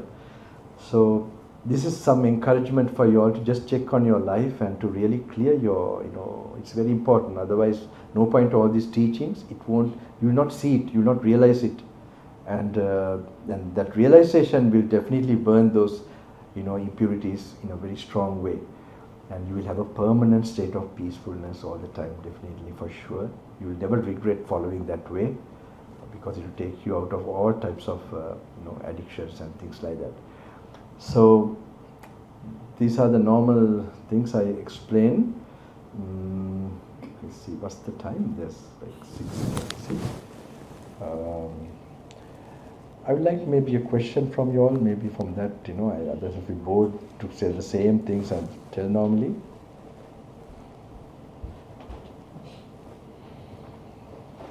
I hope I'm not sure whether I covered. How many 1 hour, 2 hours? Did anyone keep track? Started about 5:15. Oh, it's hour and a half. Okay, but right. Anything like to, if I remember what I have not covered, to tell you all of you got enlightened, or what happened? you know about Swami Vivekananda. It's a very, he became very known here. I remember, like, he became so famous, like, because, when he first spoke at the Parliament of Religion in Chicago, his voice, they say his voice is like a Chinese gong. It has that, something like an echo or something. So they couldn't record it, unfortunately. Those days, they didn't have such an instrument. So, later they asked him, what was that power? Because, he just said Sisters and Brothers of America. And it just had a big, impact. And then they just wondered, who is this person? They said that we felt like paying tribute to him. We don't know what it was. So it's like, what was that? They asked later, what was that power, Swami? He said that in the yogic practice, there is a kind of you could say, like for 12 years, controlling your thoughts, not to have even a thought of sexual thought. Not to have even, it was too much for me when I heard that, actually. I can relate a bit with Mahatma Gandhi, who was struggling and then how he was. But this person, so he said that not to even think, even thought, for 12 years. If you do like that, it's like a cover or something in your brain, it's been removed, he said. And there's a certain nerve which normally doesn't work in everybody. It starts to work, he said. And in that nerve has all power and energy and, like that, wisdom. So he said he also practiced for 12 years and that purity came out in that voice. That's a nice, interesting, just an idea, like. Anyway, if it's not Vivekananda, it's something we can try. We can become enlightened, most important. Anything you all want to ask? Yes? We started talking about this last consciousness, the moment of consciousness, thought, and the last breath. Yes. So what happens after this last, Okay, then you get the consciousness, then you get name and form. The name and form, so it could be, now sometimes some people talk about even the interim birth and all that, But I take it as still, because according to Paticca condition, Paticca Sampad, it is also kind of a name, and the name and form is there. With consciousness, name and form. So it could be, there are like some states where I got to know, like, you have, like you are in that kind of, not a clear birth, okay, not a clear form, physical and this thing, but like you feel like majority today it happens because they are not ready, preparing them for death. All right, so they are born in that state where they are still conscious and like say I die now, like with attachment and certain things, I am there and I am in not in that body, and I think what happened to me, like I'm in robes and this in that state. So I know of a certain one of my close people where I happened to research on that. So what happened when you see a mother's womb, proper womb to get properly another kind of enter there, but you feel like when you near it, it's like burning.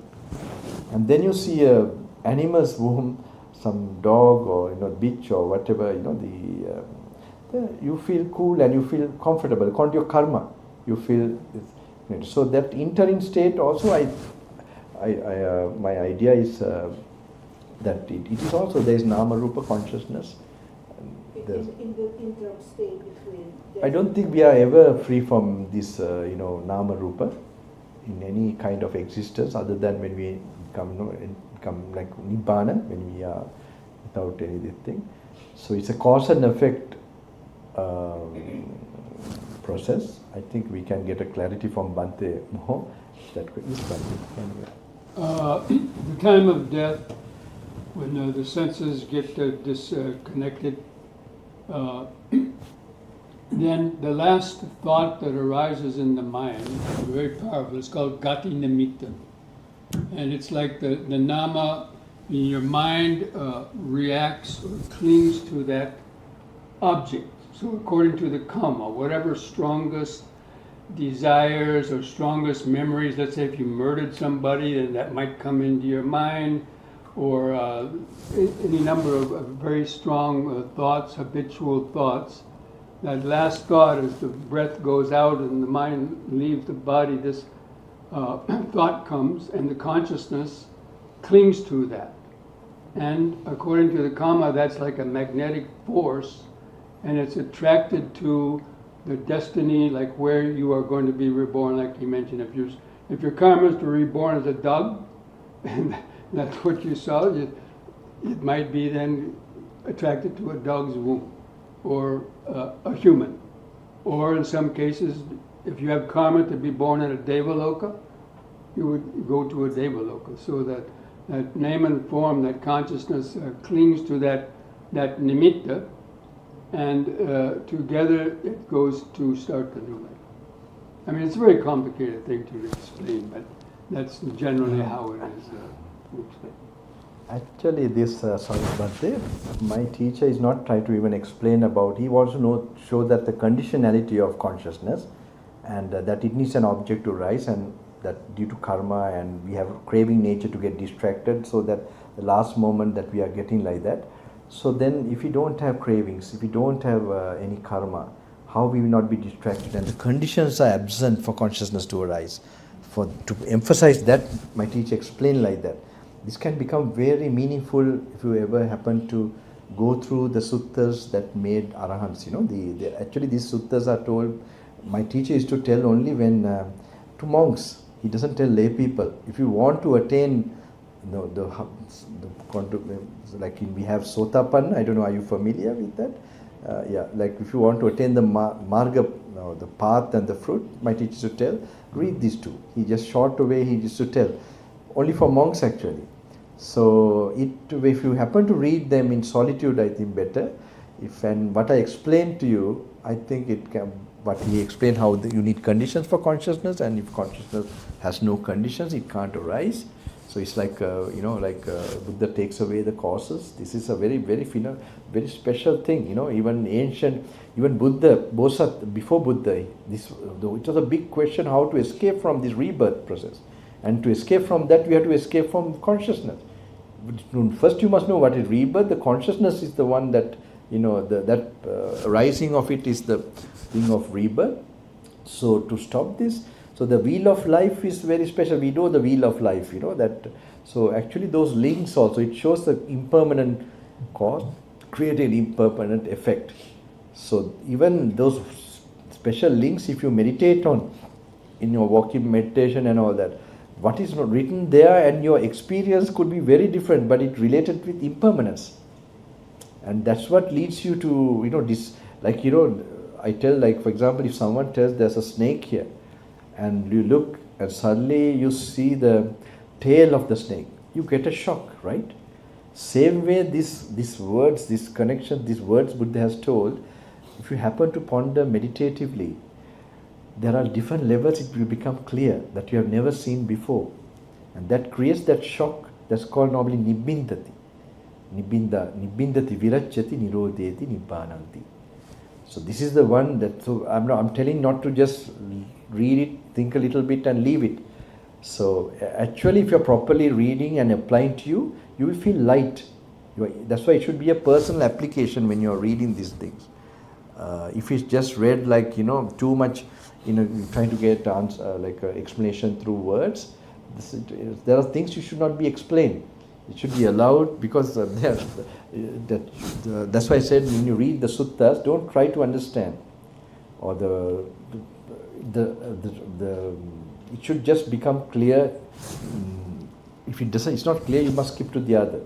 You must try to not to squeeze the understanding, because they are like pointers, like things that will bring insight, intuition. So you must meanwhile do this meditation of emptying the mind and just keep reading, and you will find, you will get that wisdom eye working slowly. You get glimpses of that wow experience. Oh, this is it. So this, you have to go in that direction, then you will get it.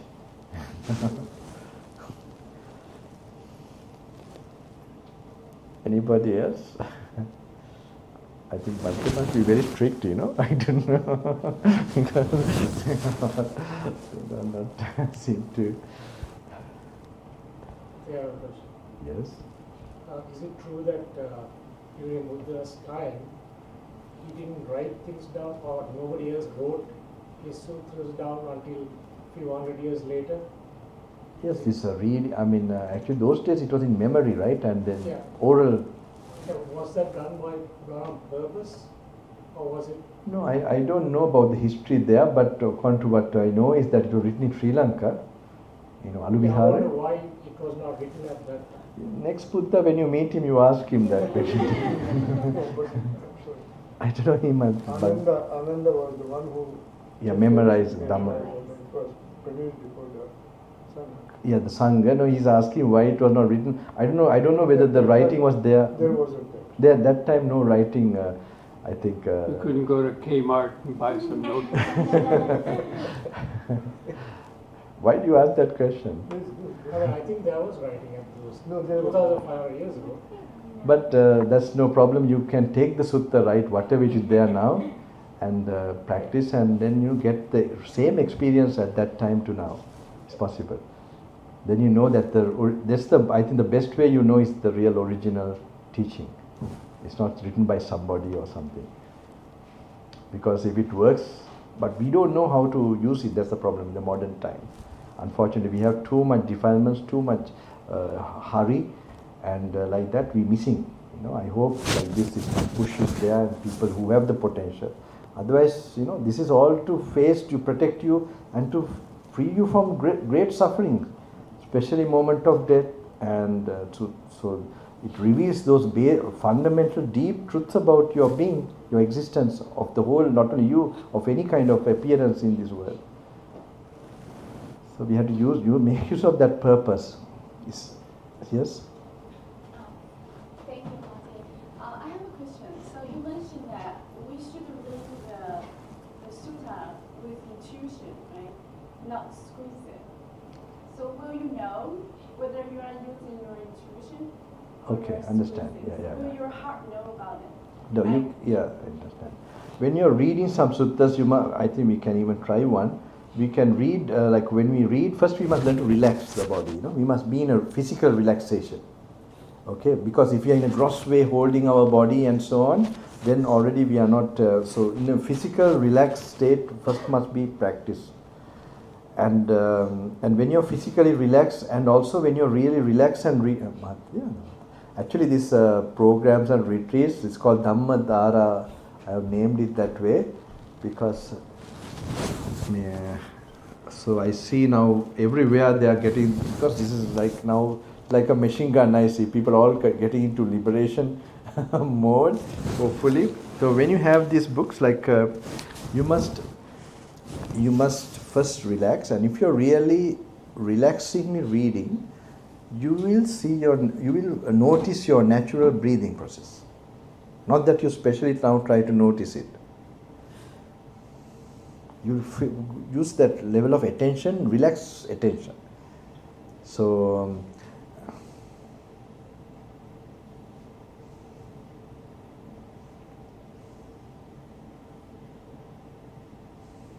sometimes you may be holding your body here and there. You must really learn to physical relaxing is important, and also noticing your physical function mainly naturally. When you relax properly, then that is some standard in some right direction. Then when you read, not everything which deal with analyzing. Okay, I will just go through this. Okay, just page number 5. We don't have no word of the Buddha, right? If you get this book, this was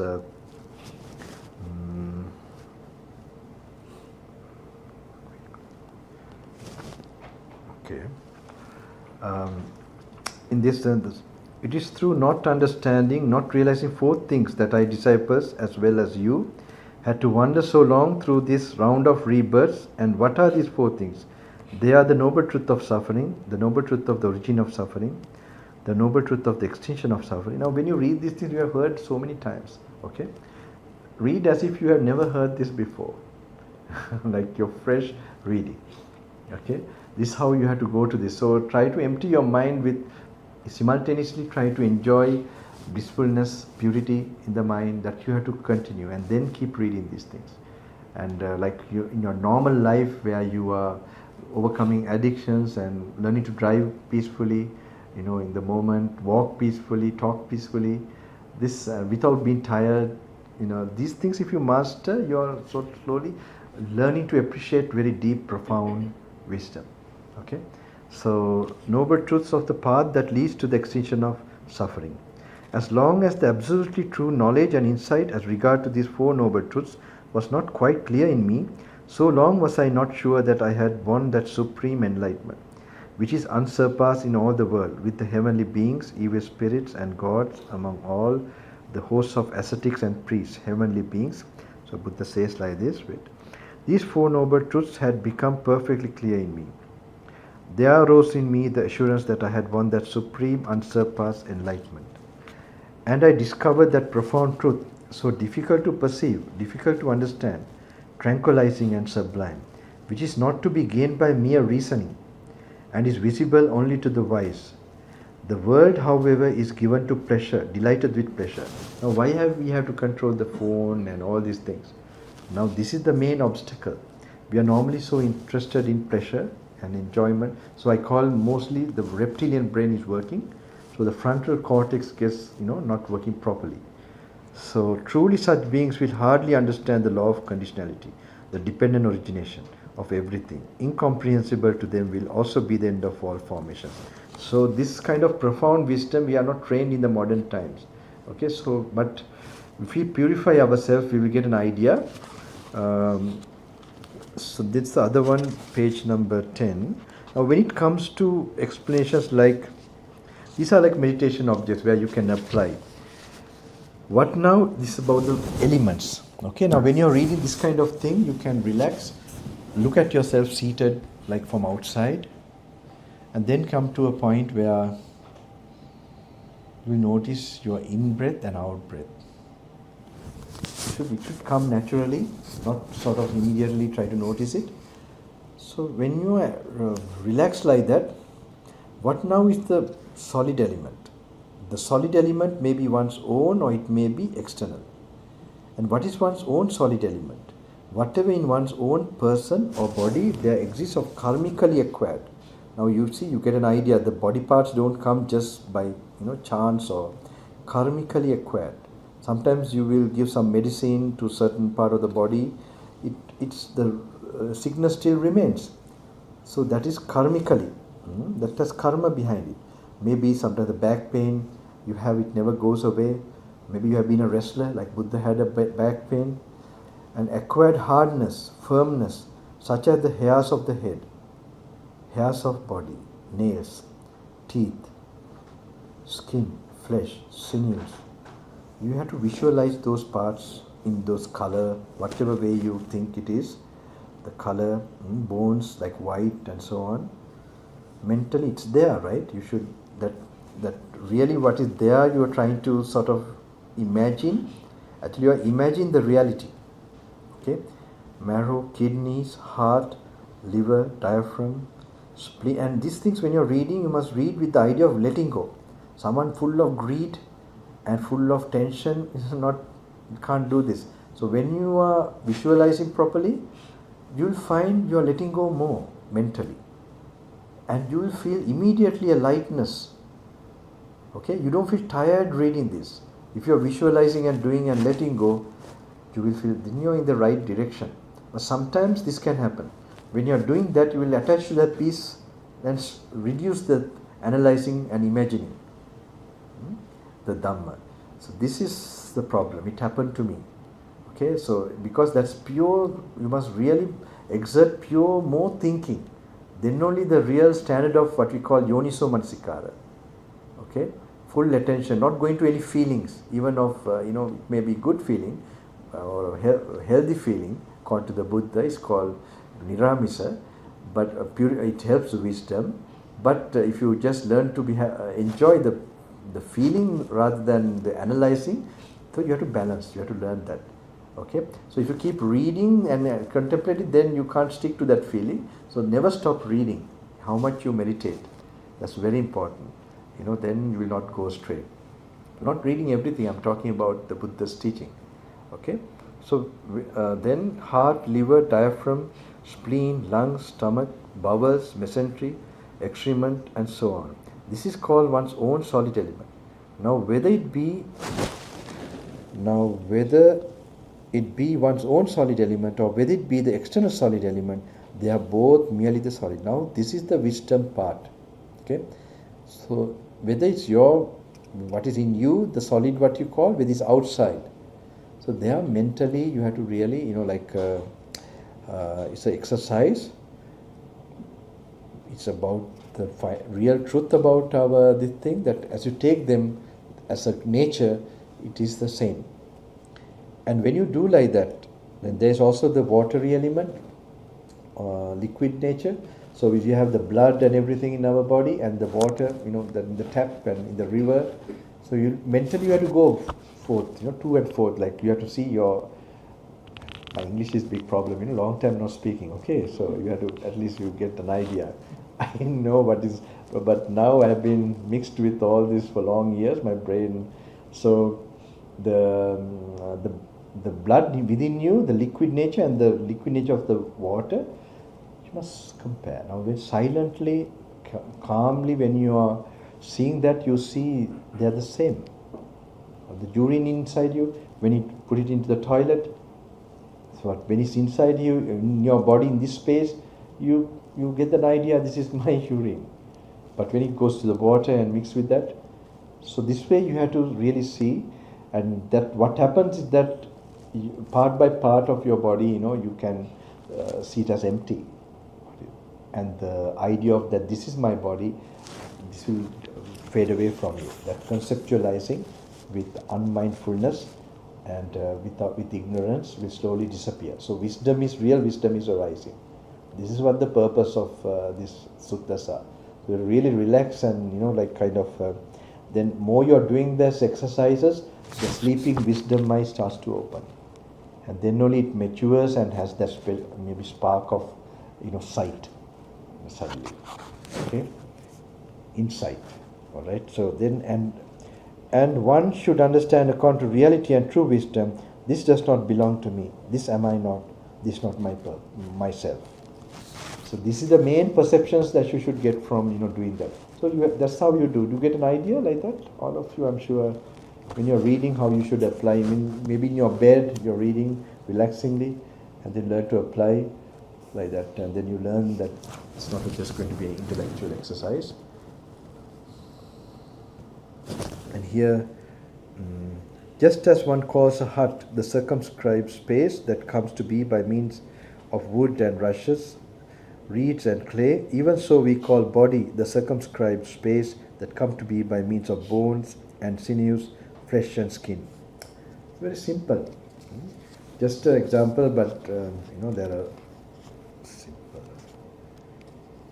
And when you have applied like that, if you are little bit stabilized in that contemplation, you will be able to apply in practical life. Someone comes scolding you, or this has happened to me.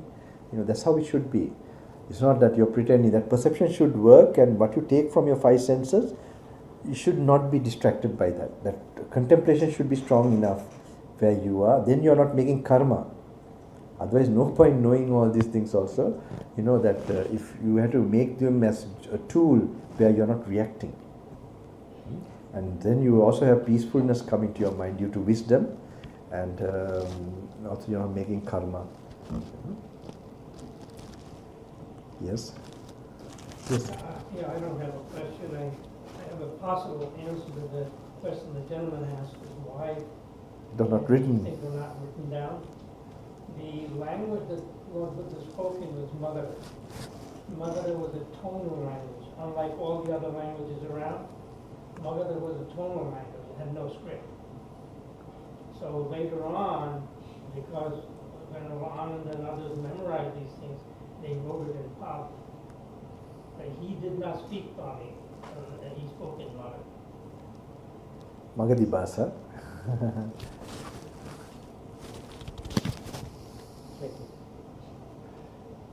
So we have some scholars here. Any other question?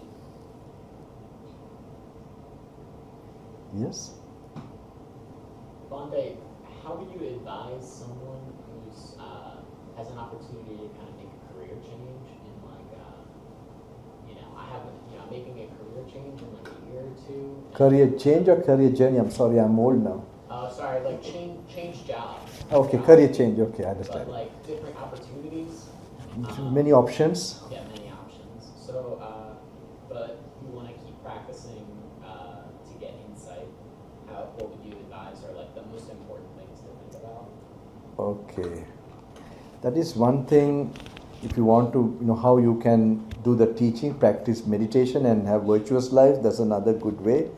Which one you can, improve yourself and which job will allow you that, that's a good way. You have parents also? Yes. You can also, how old are you? I know you in Western cultures, it's like, but they have a lot of gut feeling, to their children. So sometimes you can use their gut feeling. That's some things I used to. Like their wish, like what do you think, like put this question to them. What are the options you have? And this is also one way I would, I have some, then I can't tell you some other ways, but it can, give you some right answer in that way. Other one directly is like how you can practice the Dhamma, the meaning Dhamma when I say, and do the job. Then you have good intention in such, choosing also. And also, this is the way we should be going, that you don't have too much, that you get just enough for that you're not working all the time and, like just eating and sleeping. We must think something about ourselves, how we can develop and try to find some time. So a job that gives you some time as well as just to support yourself, like that also you can choose. Other way, another mystical way, if you want my teach, if you have a problem like to think about it in the night and practice compassion meditation, and maybe you get the answer in the early morning, the dawn time. That's another way.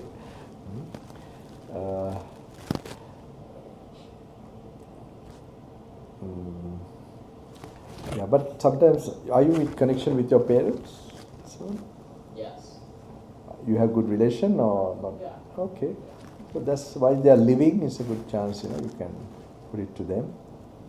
But also to see whether really the job, even the pay or the other things are good. But if you have, this thing that there's 5 precepts are broken, like lying, stealing, or killing. If you can avoid those, which will disturb your conscience. I think that's a very. Buddha says also some jobs don't take, being a soldier and what was it? I think hunting. Sorry. Butcher. Yeah, these kind of jobs. So.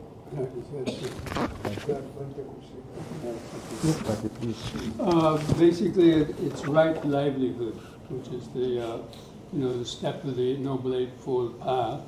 So if you're contemplating a new change of career, you should be very careful to have a job, as I already mentioned, that wouldn't cause you to have to tell lies or be untruthful or, doing things that are providing unskillful things for people, like, these jobs that were mentioned. But even in business, there's crooked business. People are cheating in business, they're not telling the truth about products and all this. And then you have to go home and sleep at night. So you have to be very careful and examine whatever kind of profession you're going to go into, if it really follows the right livelihood, because it's all about your conscience, and especially if you want to practice Dhamma, that's what's important. And if it's going to give you enough time and so on, that you'll be able to have time to practice Dhamma and, maybe go on retreats from time to time.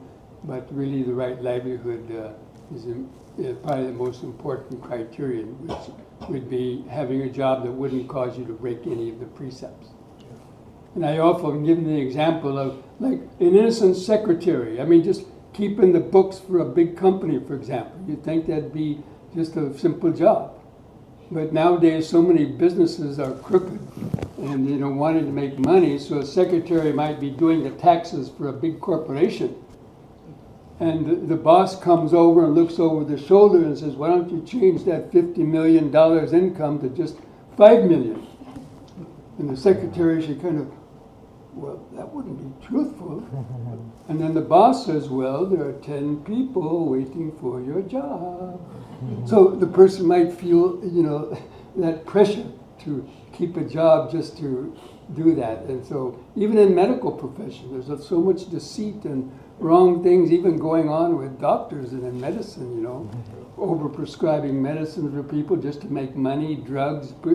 So it's really a difficult market out there, you know. So you really have to take care and maybe research whatever things you might have in mind to do.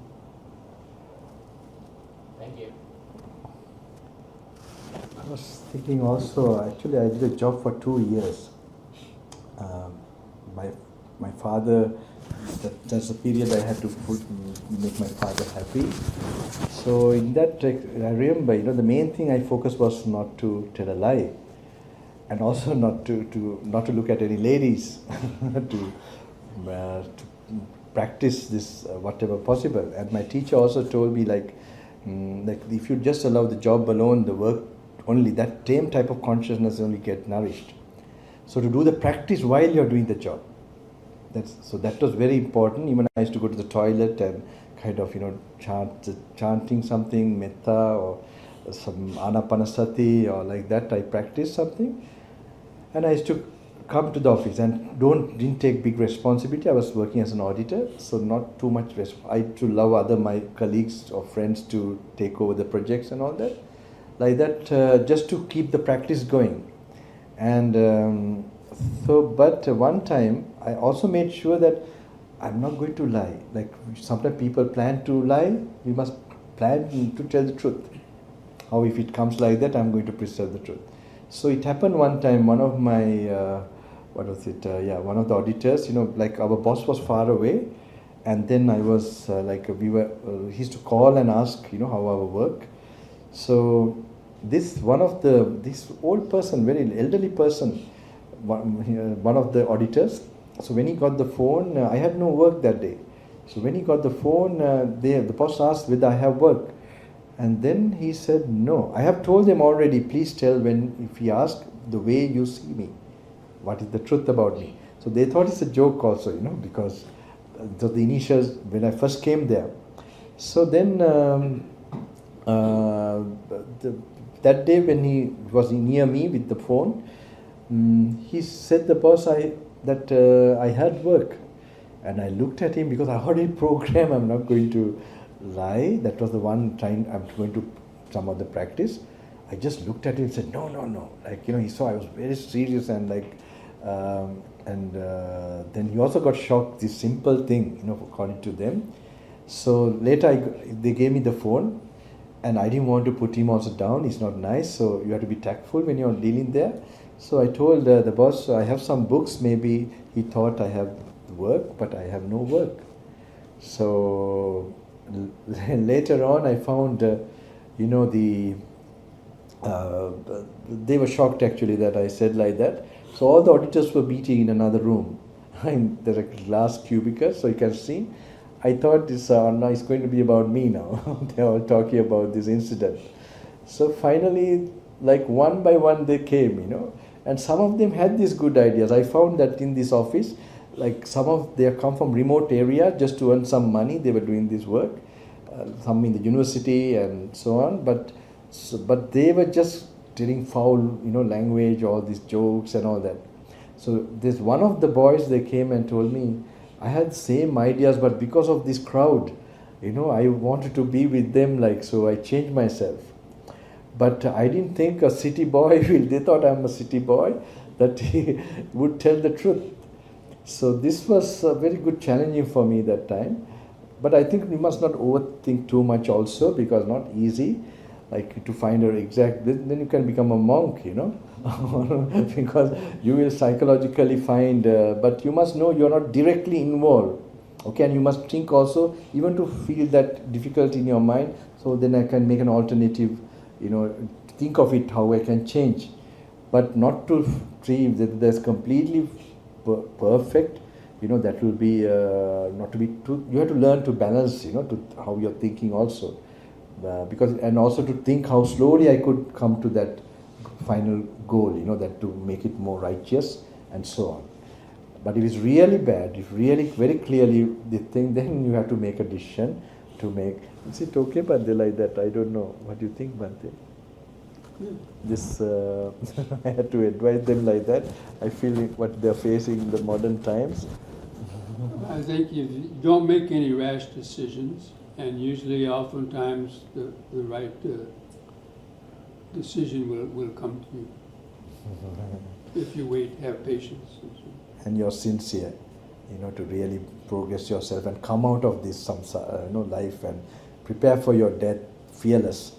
That's very important, I think. You have to. That's the final goal. You must really contemplate that. It's not something you should. Then I don't think you'll go ever astray. You will have the goal to. And while you're living, you begin to live a high quality of life, peaceful life, and a wise life. And I don't think you miss on life at all. Long answers, right? Any other question? Now we have, I think, come close to 2 hours or more than 2. So any last 2-3 questions, then I think we can enter the last. No? Okay. I hope you all can get, I don't know whether you have Middle End Discourses by Bhikkhu Bodhi, a big book, but few sutras you can, go through that.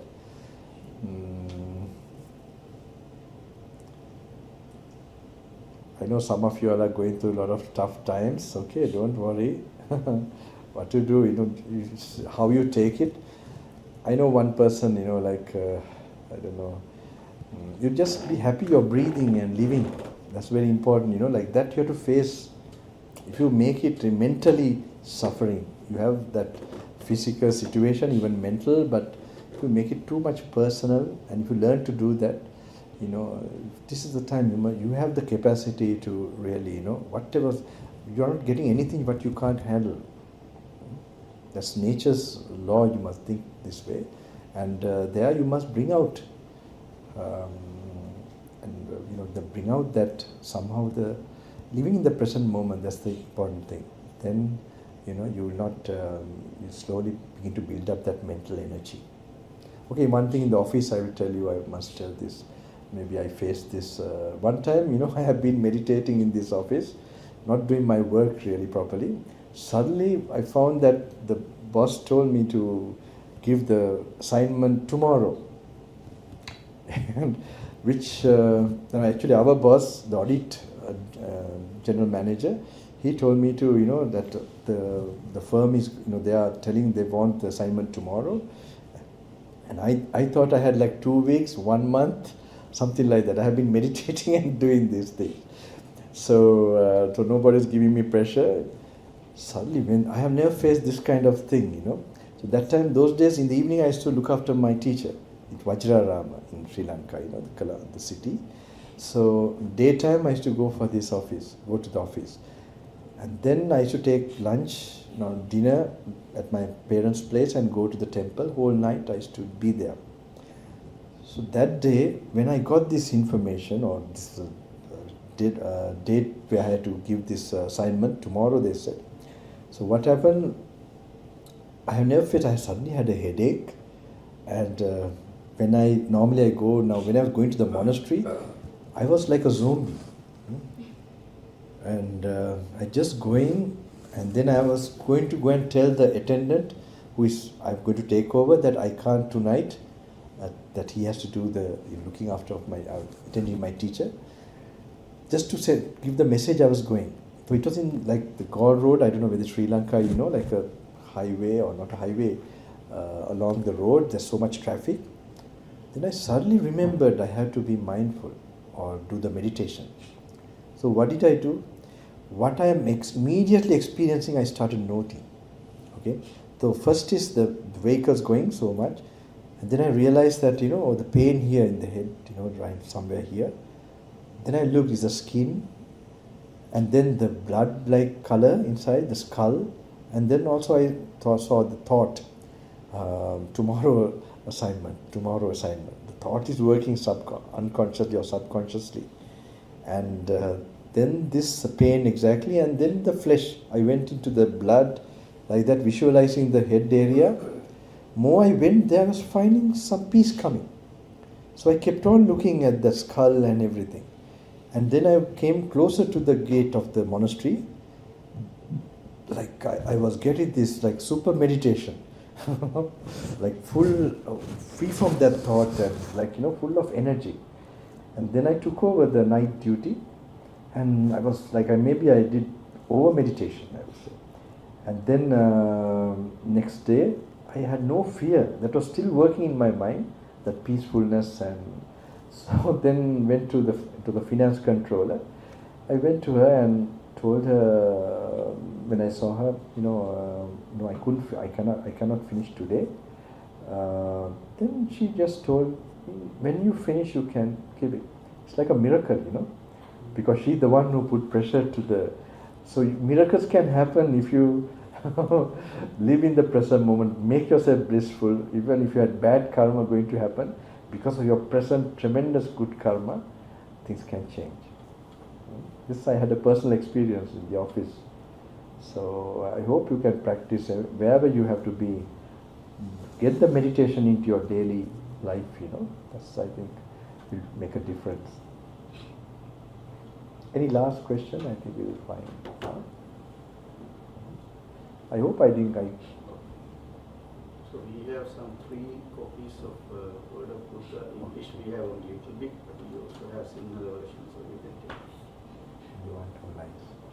So I see that even if you just read this book, like any Buddha's words, Buddha's teachings, I can see, according to my conviction and knowledge, we have, even when you chant the Buddha's, Pali language, we have seen people overcoming cancer and things like that. This is, with the meaning, some meaning, even if you little bit even know, it's going to make a big, I'm sure, according to how much you sit peacefully, meditating even, more than that, this can create a lot of more good karma, powerful karma. But if you get more understanding and, as I told you, relaxingly do these things, it can, really, create karma and suffering to disappear completely. So even entering the path. So I encourage you all, keep a website, do the metta, compassion meditation, and anapanasati, and reading to improve your wisdom and analyzing, contemplating, and keep your area of thinking in that line. If you go to too many explanations and so on also, then so have patience and learn to empty the mind and then give a thought from the Buddha's instruction. I think then you'll be on the right track, I would say, towards awakening, according to what I know.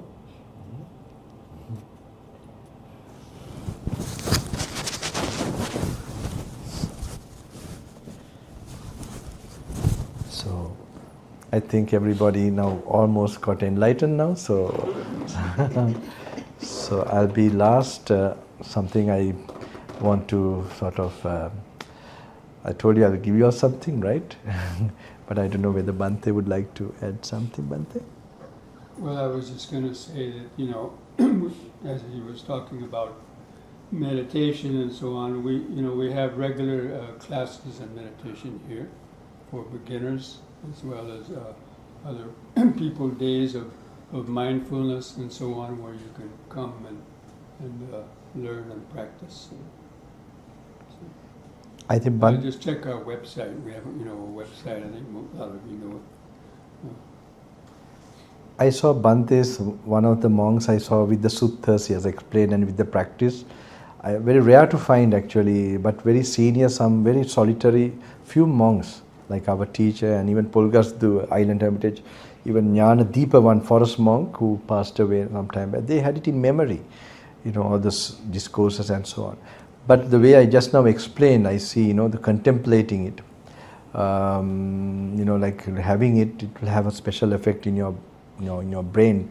As I told you now, when every exercise you do, something will be created in your, like I told you, ojas. Actually, when you're analyzing, something called tejas is more potent than ojas. Ojas, I told, like the Ayurvedic, like the energy, the tejas, it's more this thing.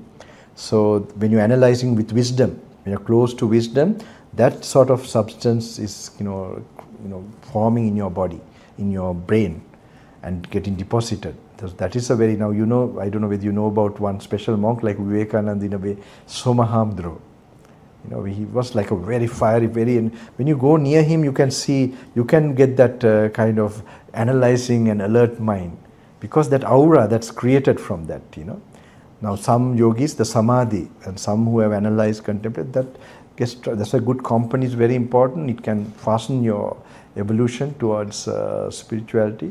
So this can happen to you also. That's why you must know there's something happening in your brain and body that is positive and very positive, and definitely you will look much better, because you are now going more into the present moment, as well as you're really going, if you're really trying to contemplate and do those things, you're trying to, you're really transcending time, and it's an infinite area actually. So there could be infinite possibilities and blessings coming.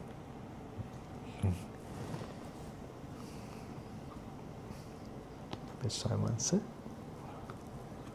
Want to add anything, Bhante? No. No.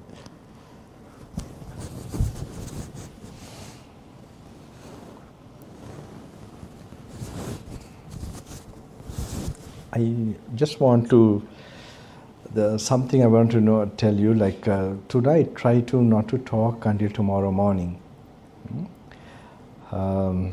Keep this kind of certain energy, all right? Take some food, of course, night time, but I hope it will help your meditation and give you some push. So, certain for the meditation, I hope it will try to keep it. If you don't talk, because it's coming from those saints who didn't talk. So that energy is also so much in silence, like a concentrated silence. So it's actually now even this, that's why when you are analyzing, contemplating, the insights come from a silent zone. Okay? That's why in the retreats we tell so much to keep silence. The reason is your body is here, your contemplation will lead to extreme, because sound is a thorn, they say, for samadhi, concentration, first dhyana, the first concentrative experience. So actually sound disturbs for one to attain that. So when you're in first dhyana, is normally you're free from the hindrances. Your mind is free from the reptilian brain. That's a very sure situation where your mind is really, free from it. So there's a great possibility of having that very special intuition. So that intuition, that's why it can come in a very silent moment. You will notice the silence immediately if you have an experience of it.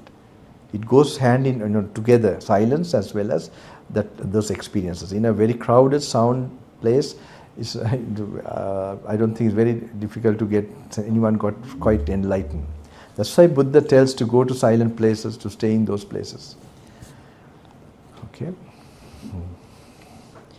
So all the merits that we have acquired, I hope you can transfer to your parents, your relations. And there are hardly any beings who have not been your relation, from the lowest to the highest worlds.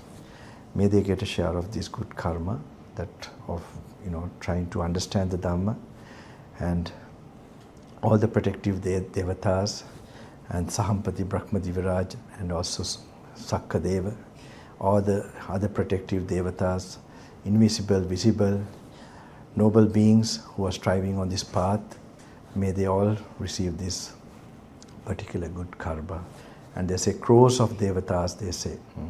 Tistum kotiyak samyak dristika alpeshakya maheshakya samyak dristika. Devatas, may they receive this good karma. And Naganagin, Devaraja Varuns, Devasenadipari Varun, Brahmaraja Varun.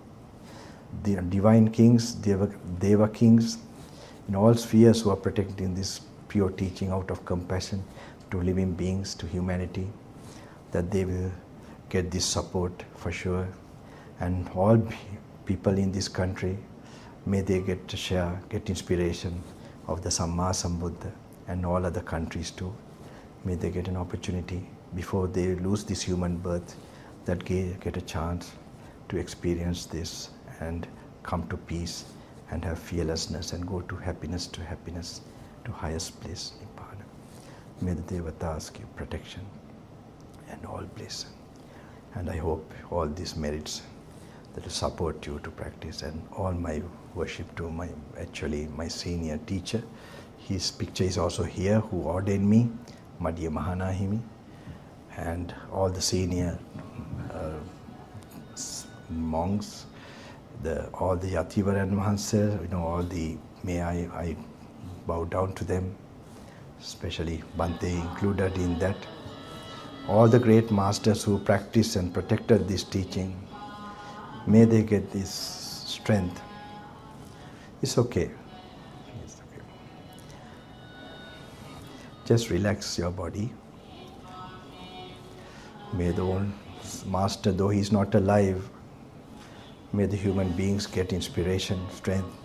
May his compassionate goal, intention to humanity, may it manifest. Though he is not in flesh and body,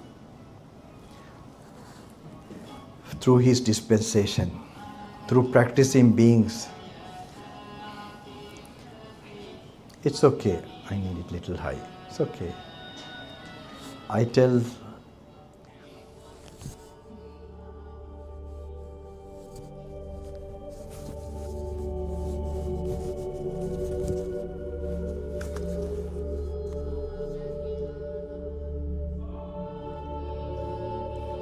this is some ancient words about Buddha's footprint left in Sri Lanka.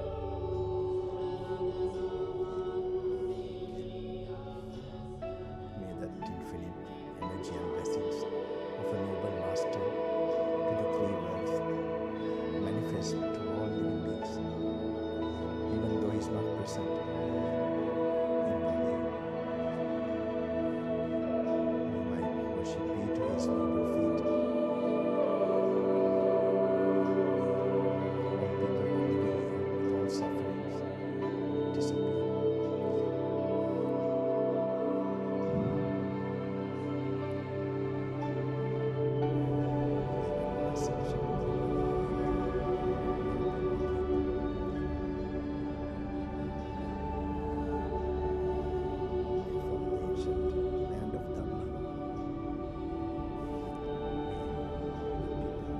Of